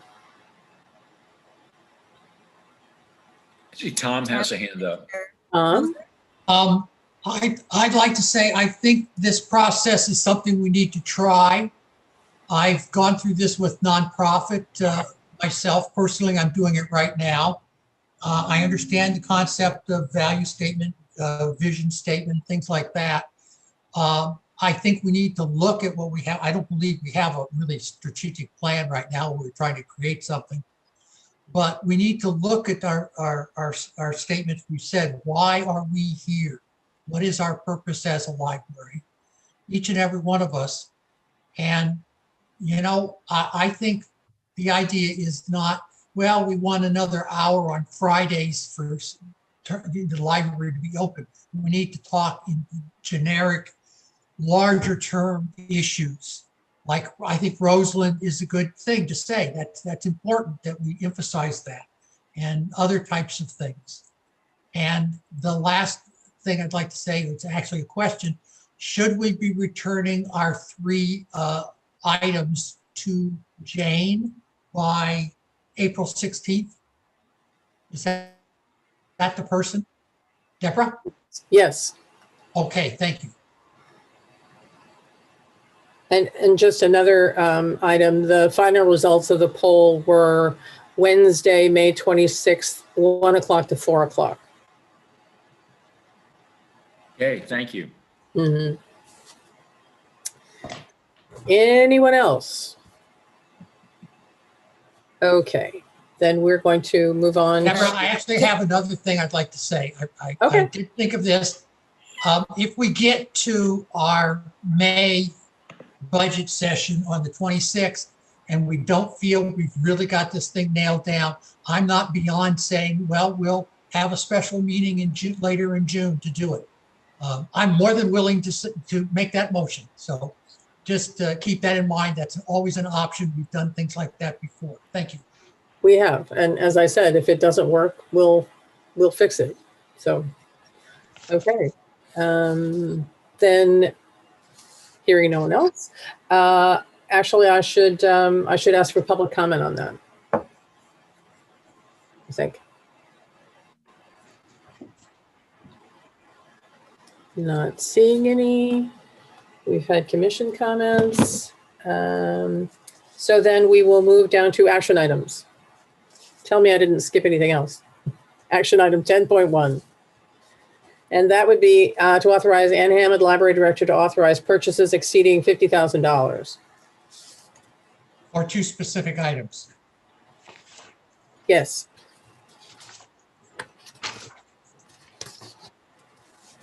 Do I have a motion? I will move approval. I move that the Sonoma County Library Commission, 1, authorize Ann Hammond, Library Director, to authorize purchases exceeding $50,000, but not exceeding $350,000 for the Central Branch Furniture Replacement Project. And 2, authorize Ann Hammond, Library Director, to authorize purchases exceeding $50,000, but not exceeding $350,000 for the Guerneville Furniture Replacement Project. Second. And okay, we've got a second, and then let me take the roll. Commissioner Cahill. Yes. Commissioner Elkin. Yes. Commissioner Foxen. Grace. Commissioner Heavenridge, Yes. Commissioner Hauser, Yes. Commissioner McKenzie, Yes. Commissioner Mulford, Yes. Commissioner Newberg, Yes. Commissioner Schneider. Yes. I'll make it unanimous. And let's see.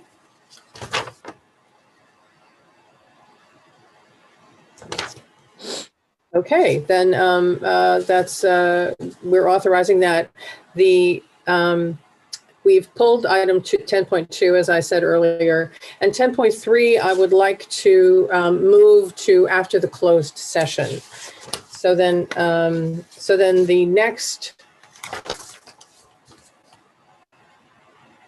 item that we have is to acknowledge National Library Workers' Day.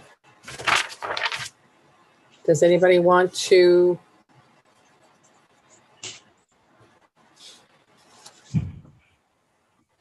I'll make a motion. To acknowledge that? Who motioned? Tom Hauser. Thanks, I Tom. move by resolution that the Sonoma County Library Commission recognize April 6, 2021 as National Library Workers' Day. Would you like to have someone read the resolution? Sure. Jane, would you like to read it for us? Thank you. Or we can just Okay. read it here.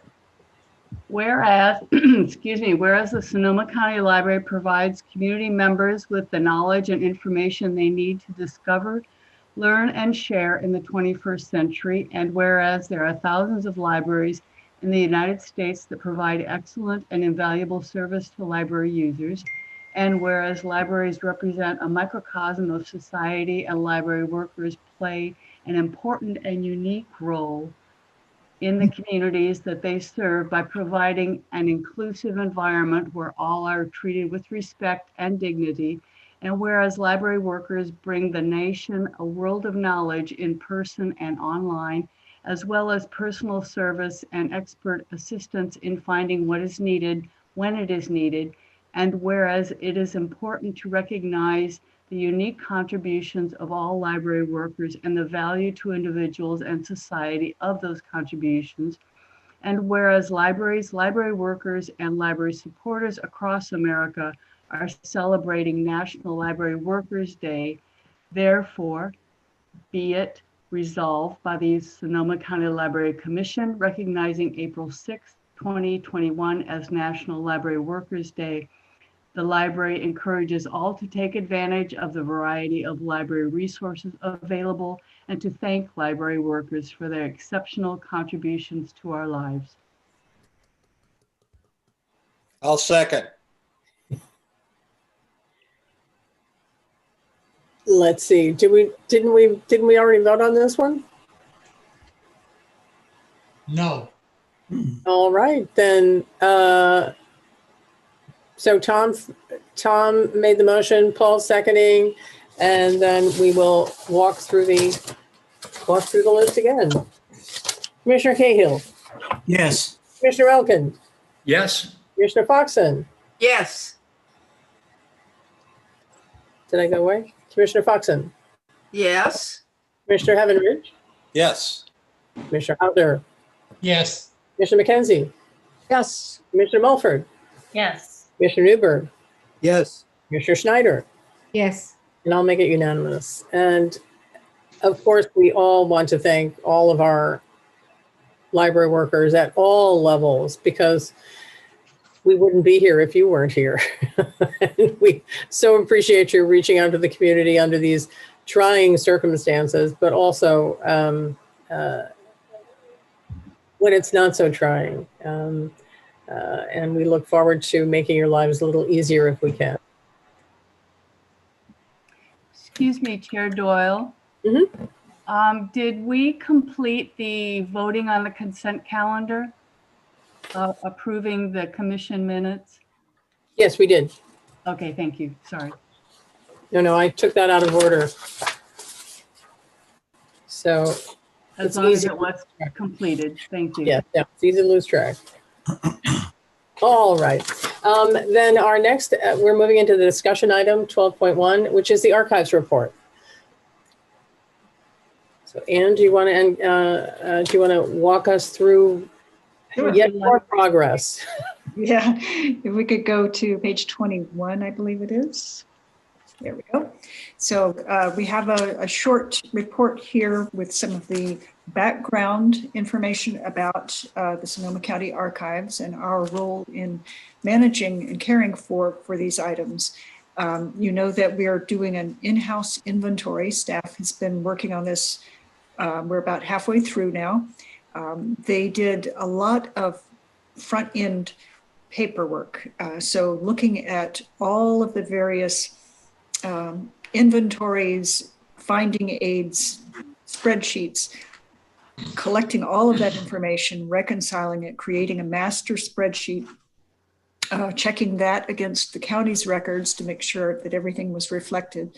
And now that they've got all of that background work done, tomorrow they will start the on-site work at Los Guillicos of comparing the records with what's actually out there.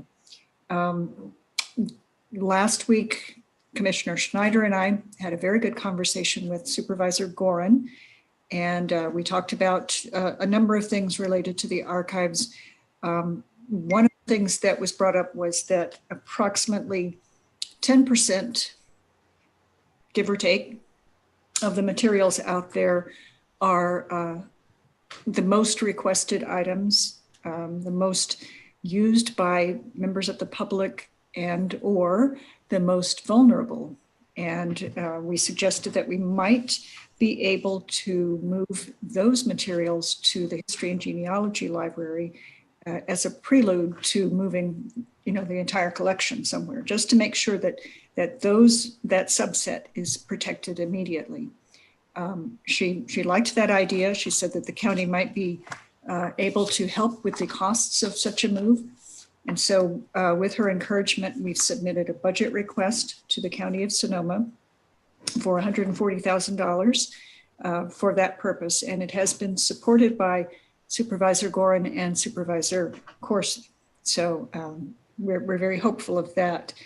And further, we are having conversations with a couple of the supervisors regarding locations where these materials might be moved, at least for the next 3 to 5 years, while they figure out a permanent solution for their collections. So that is pretty much where we are right now with this issue. Commissioner Schneider, would you like to jump in since you were in the meeting and since? No, I think Ann's captured the meeting with Susan Gordon quite well, Supervisor Gordon. I think it was good to have the full attention and to be heard on this topic. And I think that she was appreciative of the work the library is doing to ensure that important materials are protected. And of course, there's, the library is still in the process of inventorying, looking for locations, examining provenance, and so forth. But it's good to have this attention, and it's good that the county's interested as well. Thanks very much. Director Hammond, is it too premature to say that we at least have had we have had the attorneys do a cursory look at what is legally ours, what is legally the county's, that sort of thing? Mm-hmm. Or do you think that's too premature? Well, they've done a lot of legal investigation. Jeff, is there anything you would like to share on this matter? What I would share at this point is that you're right. We've looked at a lot of documents. We've looked at a number of historical documents going back to 1965. We've looked at some of the gift deeds. There are a lot of gift deeds. We know that and we have not tried to look through the hundreds that exist.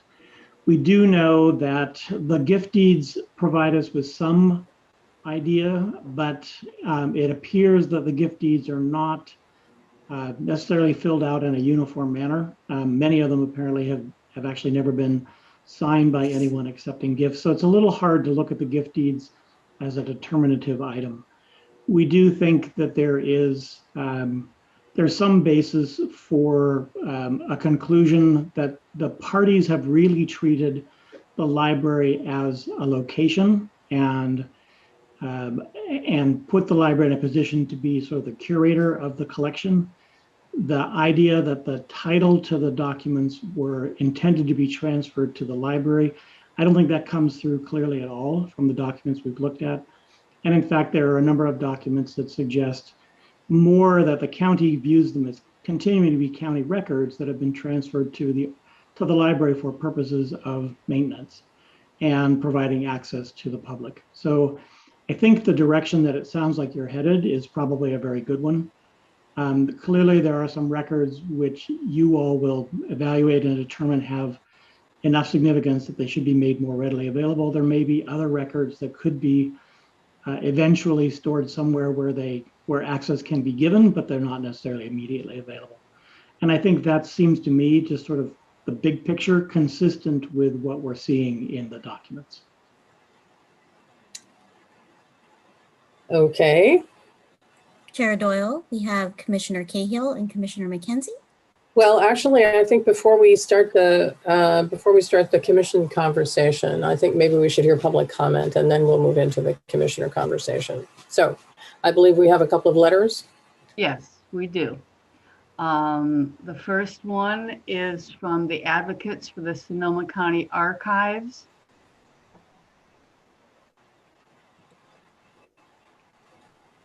Okay. I'm loading it. Here we go. Okay. Dear Commissioners, we are pleased to learn that progress is being made on the preliminary inventory of the Sonoma County Archives collection, but are concerned by the following. First bullet point, rejecting the Central Library basement is based on questionable assumptions. If the building faces an uncertain future, it is far from immediate.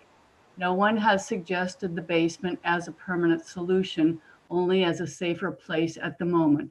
The relocation of the county government downtown is a proposal. Excuse me, let me try that again. The relocation of the county government downtown is a proposal at this point and would not take place for a number of years in any case. Preventative measures can be taken to minimize the risk of potential water damage.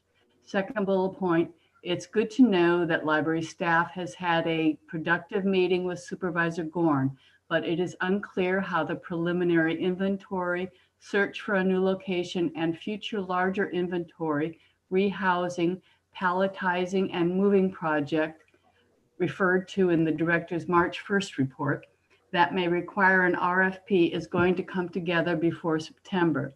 We wish to support your efforts in finding short and long-term solutions that takes into account the interests of library patrons who rely on access to this amazing special collection. Please feel free to contact us at socoarchives@gmail.com. Sincerely, Lynn Downey and Catherine J. Reinhardt, co-chairs of the Advocates for the Sonoma County Archives. The next email is from Carol Eber, and this is the one that has a paragraph about the collection development, which I will read first, and then the part about the archives. Esteemed Commissioners, I am writing regarding the revisions to the collection development and management policy to be considered at today's meeting.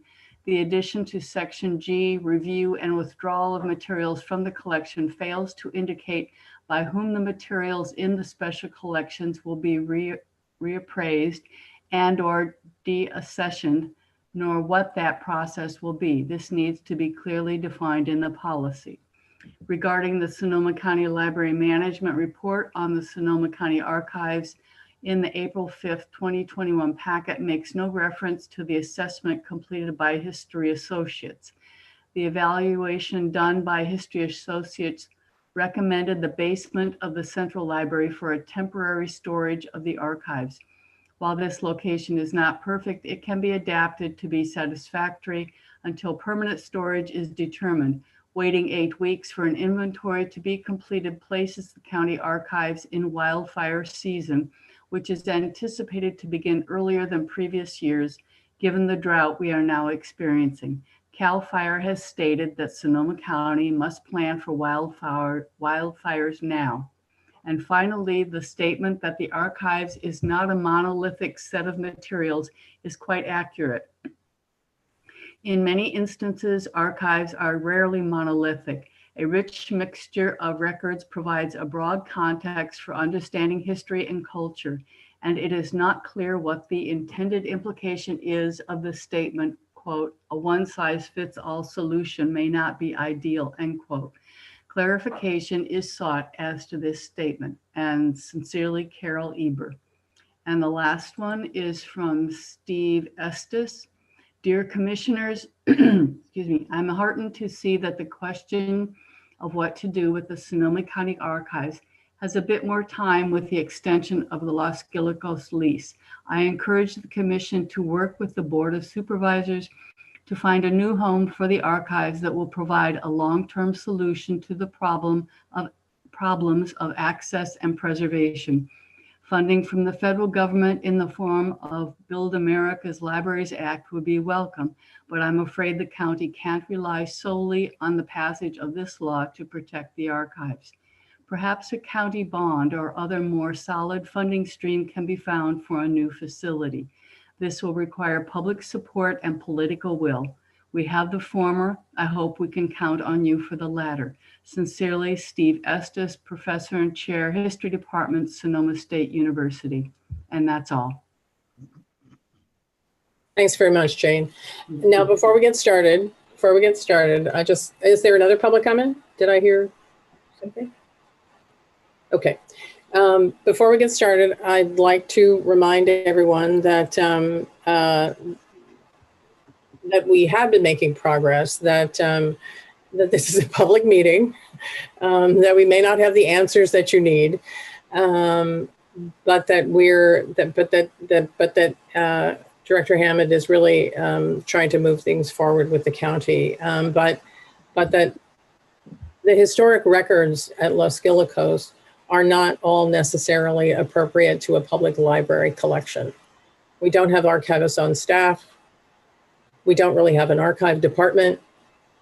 And so I think part of the conversation is we have been the depository. We have been managing the collection for a long time. But is that, as we're doing the reimagining, is that going to be part of our future?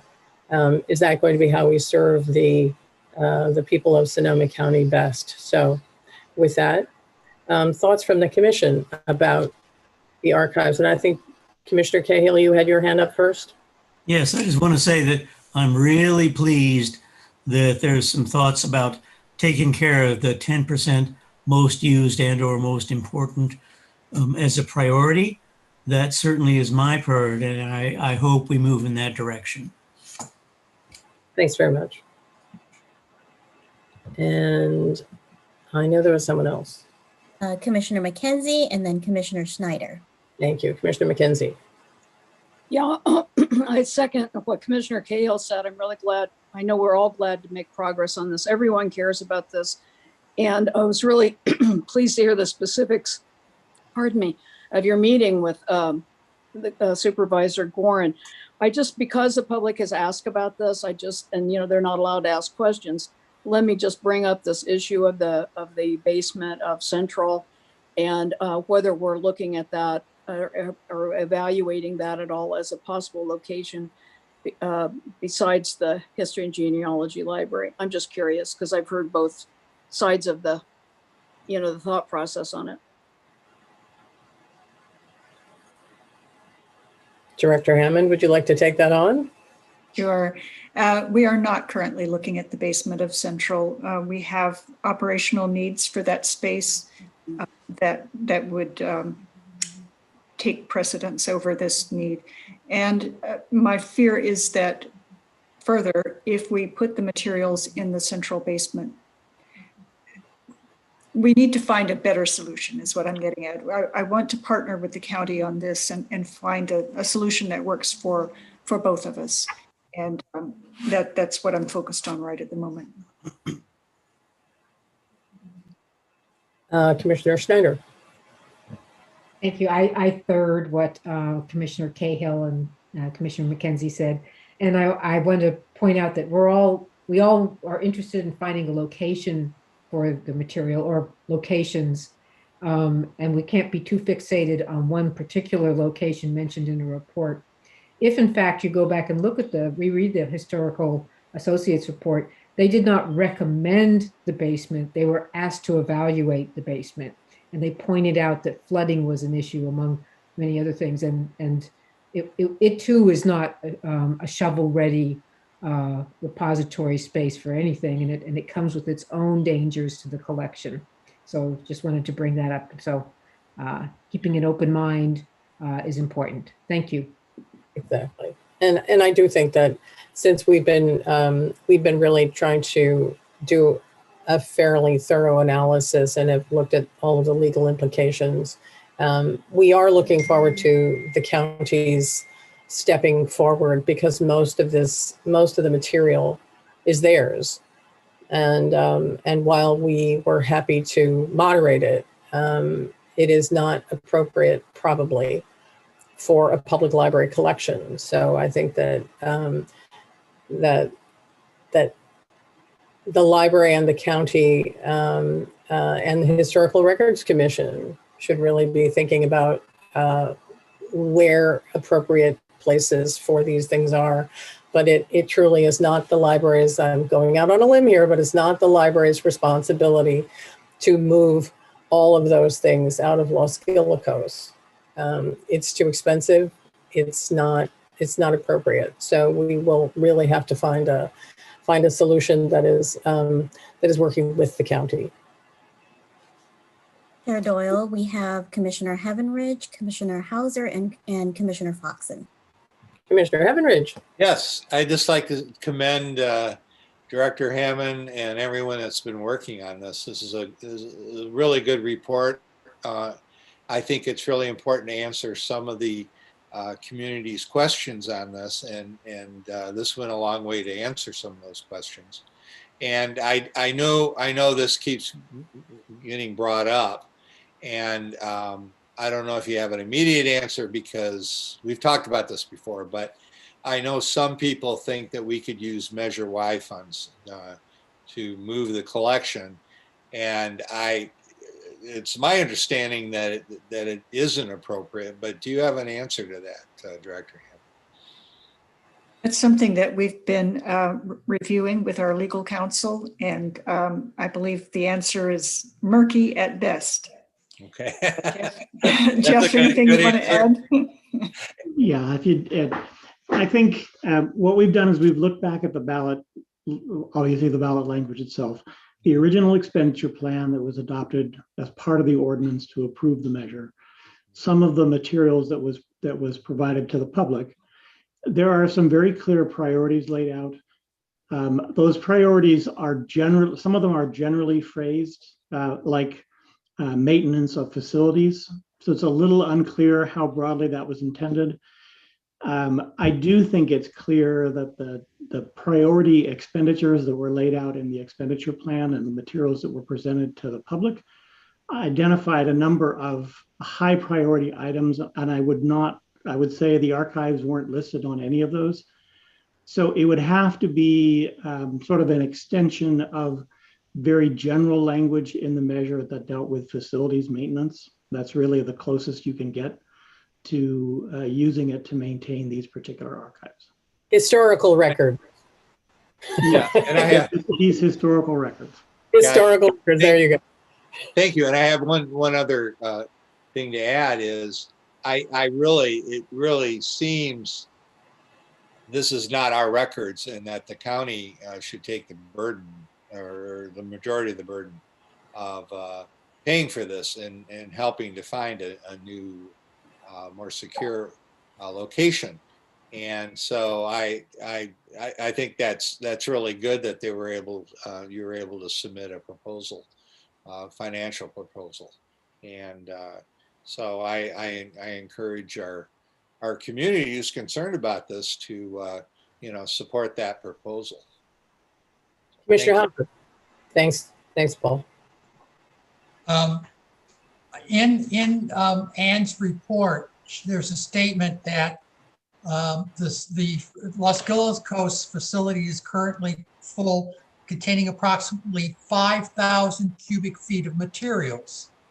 And then it goes on, new records continue to be generated. The county currently has 5,000 to 6,000 record boxes with content designated archival by the Historic Records Commission. I inquired of Ann about that, and she said that is additional stuff that's not at Los Gatos. And if a record box is a banker's box, you're about 2 cubic feet. And that would be probably twice the volume of what's there already. This is an enormous, enormous bundle of stuff. And you know, I mean, we could just take the entire central library and use it for that, and it would probably fill up within 10 or 15 years.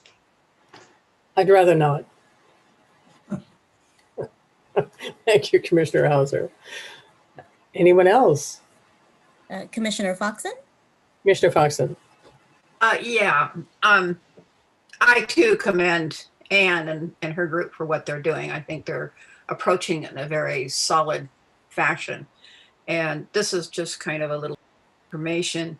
People kind of poo-poo the flooding, but several years ago when Brett was looking at something having to do with the basement, he found out there were several underground rivers, creeks, very close to the library, very, very prone to flooding.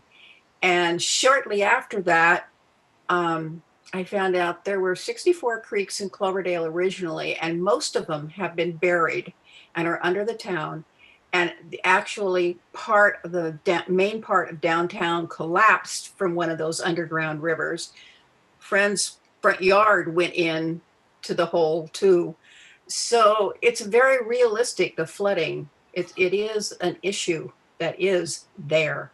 We can't see it, but it's there. So it's something to just, you know, stick away in the back of your head as you're thinking about all of it. Thanks very much, everybody. And, you know, and we are mindful that the ice pack is lower this year, that the fire season may start earlier this year.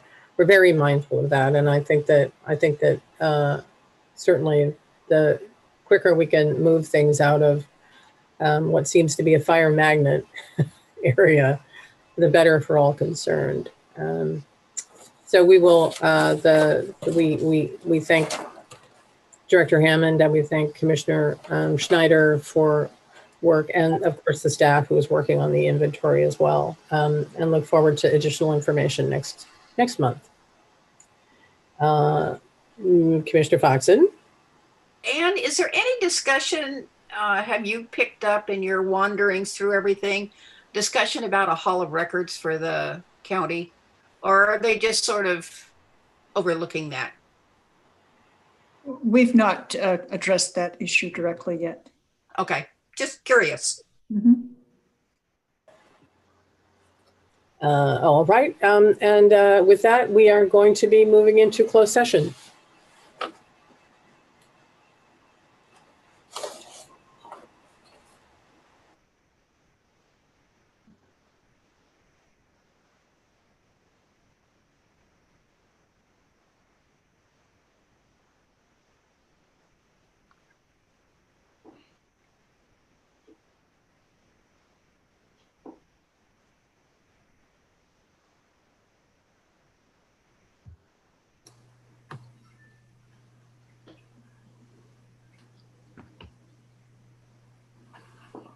Jeff, are you expecting to be in the closed session? I would think so, at least for the SEIU. Yes. Rana, would you put Jeff in, please? And sure. Ann? I have Phil Wright and Karen Bailey in there already, but I'll add you as well. And Ann as well, I believe. Okay, sorry.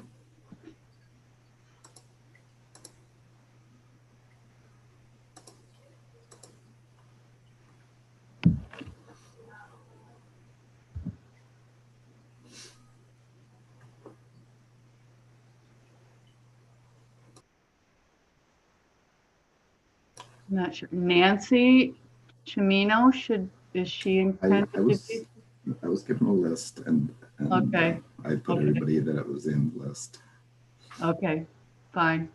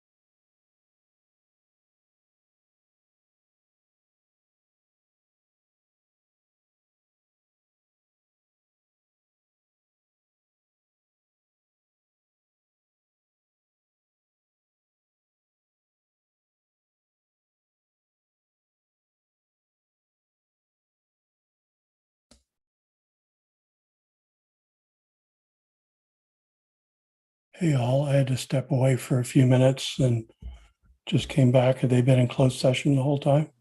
Yep. Still there. Thank you.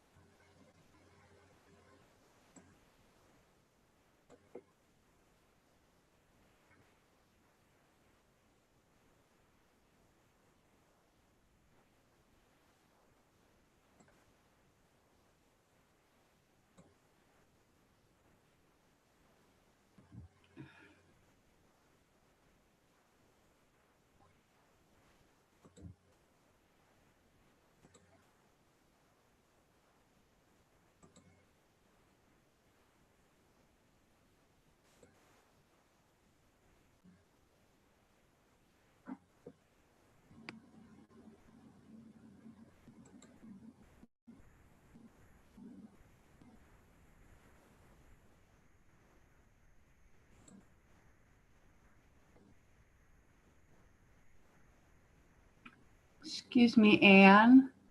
Randy sent us an email. I don't know if you saw that. Okay. I did see it. Thank you.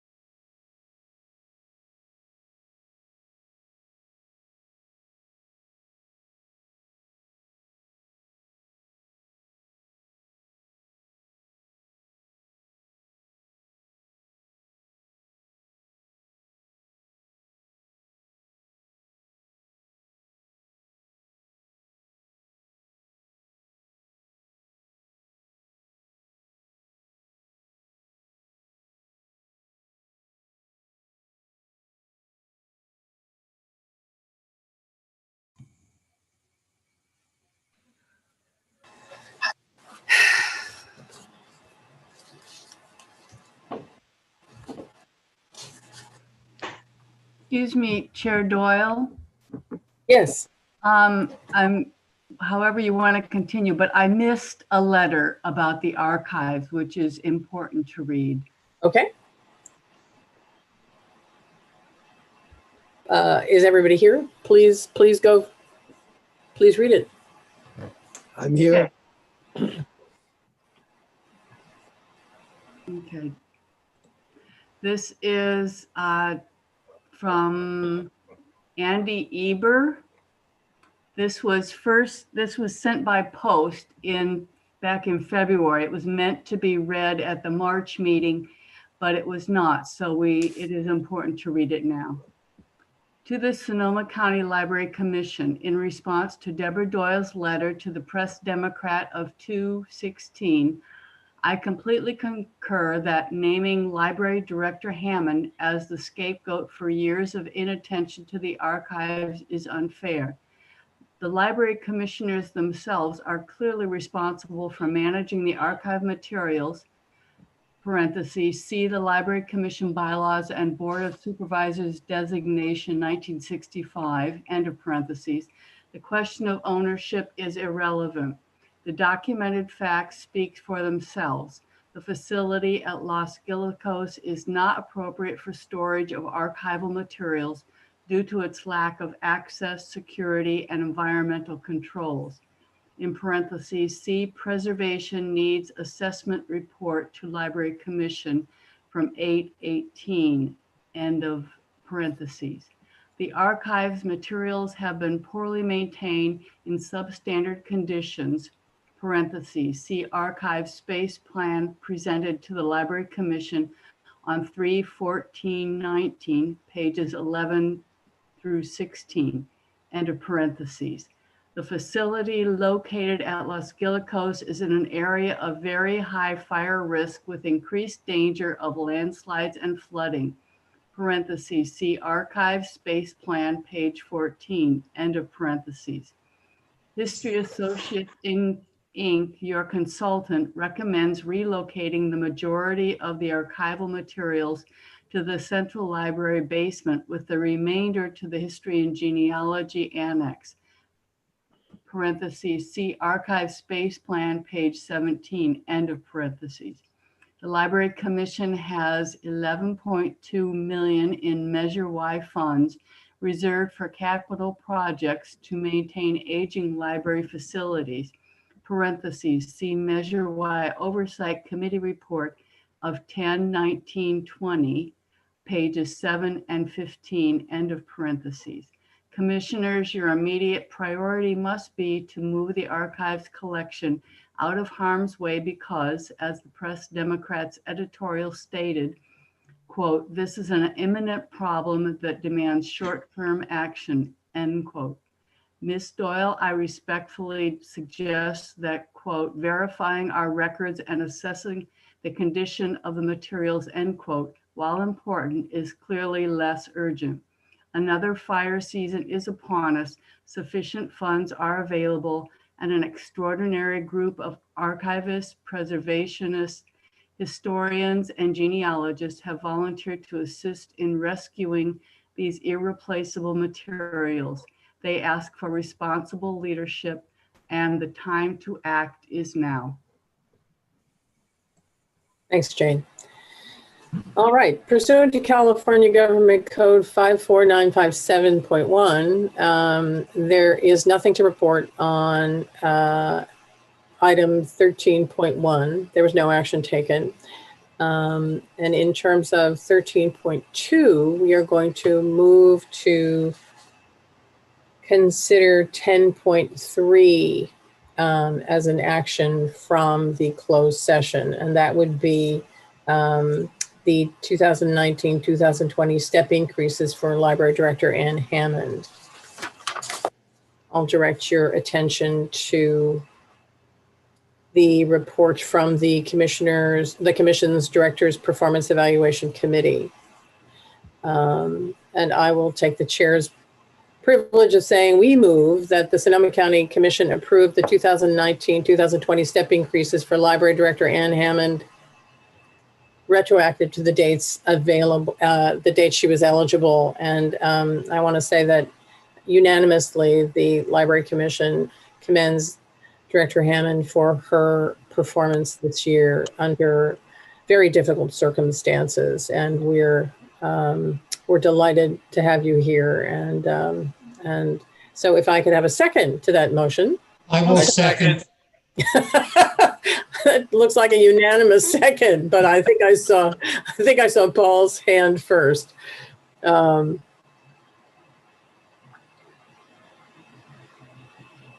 And then I will call the roll. Commissioner Cahill. Yes. Commissioner Elkin. Yes. Commissioner Foxen. Yes, definitely. Commissioner Heavenridge. Yes. Commissioner Hauser. Yes. Commissioner McKenzie. Yes. Commissioner Mulford. Commissioner Newberg. Yes. Commissioner Parker is not here. Commissioner Schneider. Yes. All right, we're going to say that that is 9. Did we get a response from Commissioner Mulford? I No. don't. She is still with us. Is she in the room? I do not see her. So we will have to say 9 with 2 absences. Yes. And let me take public comment. Is there any public comment? Supposed to do that first. And commission comments. Anybody would like to say something? Chair Doyle, we have Commissioner Heavenridge. Commissioner Heavenridge. Well, I just like to say, without getting too emotional, no, that's not the right word. But Ann has been doing a great job through a hard time. We've already said all this, but I just want to let the staff and Ann know that we stand by Ann, the commission does, and we appreciate all the hard work and really everything she's been through. It's been, I don't think anybody could predict when you came on, Ann, that we would have all these plagues upon us, you know, fire and drought and everything else that's happening in the plague, of course. So thank you, Ann. Commissioner Foxen. I just want to simply say thank you, Ann, for doing all you've done for us. Thank you very much. Appreciate it.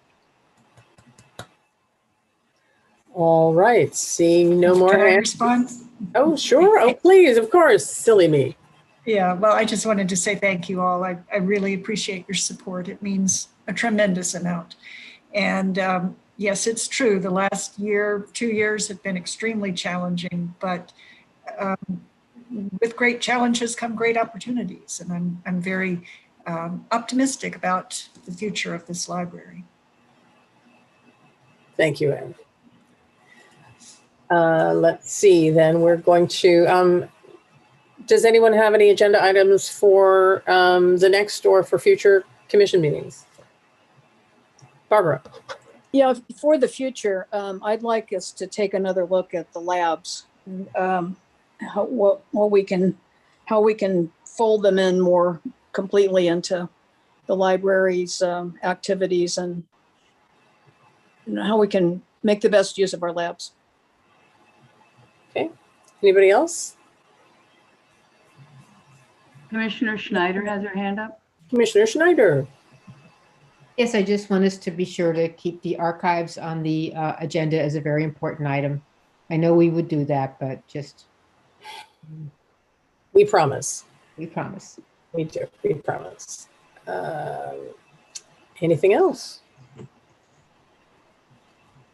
All right then, our next meeting is Monday, May 3rd. It's hard to believe that it's already going to be May. My goodness. And we will see you then. So I believe we can probably adjourn. Is any objections to adjournment?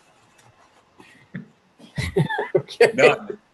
There we go. I don't think I have to vote on it. enjoy. Go get something to eat. We'll see you all next week. Thank you. Good Thanks. night. Thanks. Night. Thanks for hanging in. Happy National Library Week. Absolutely.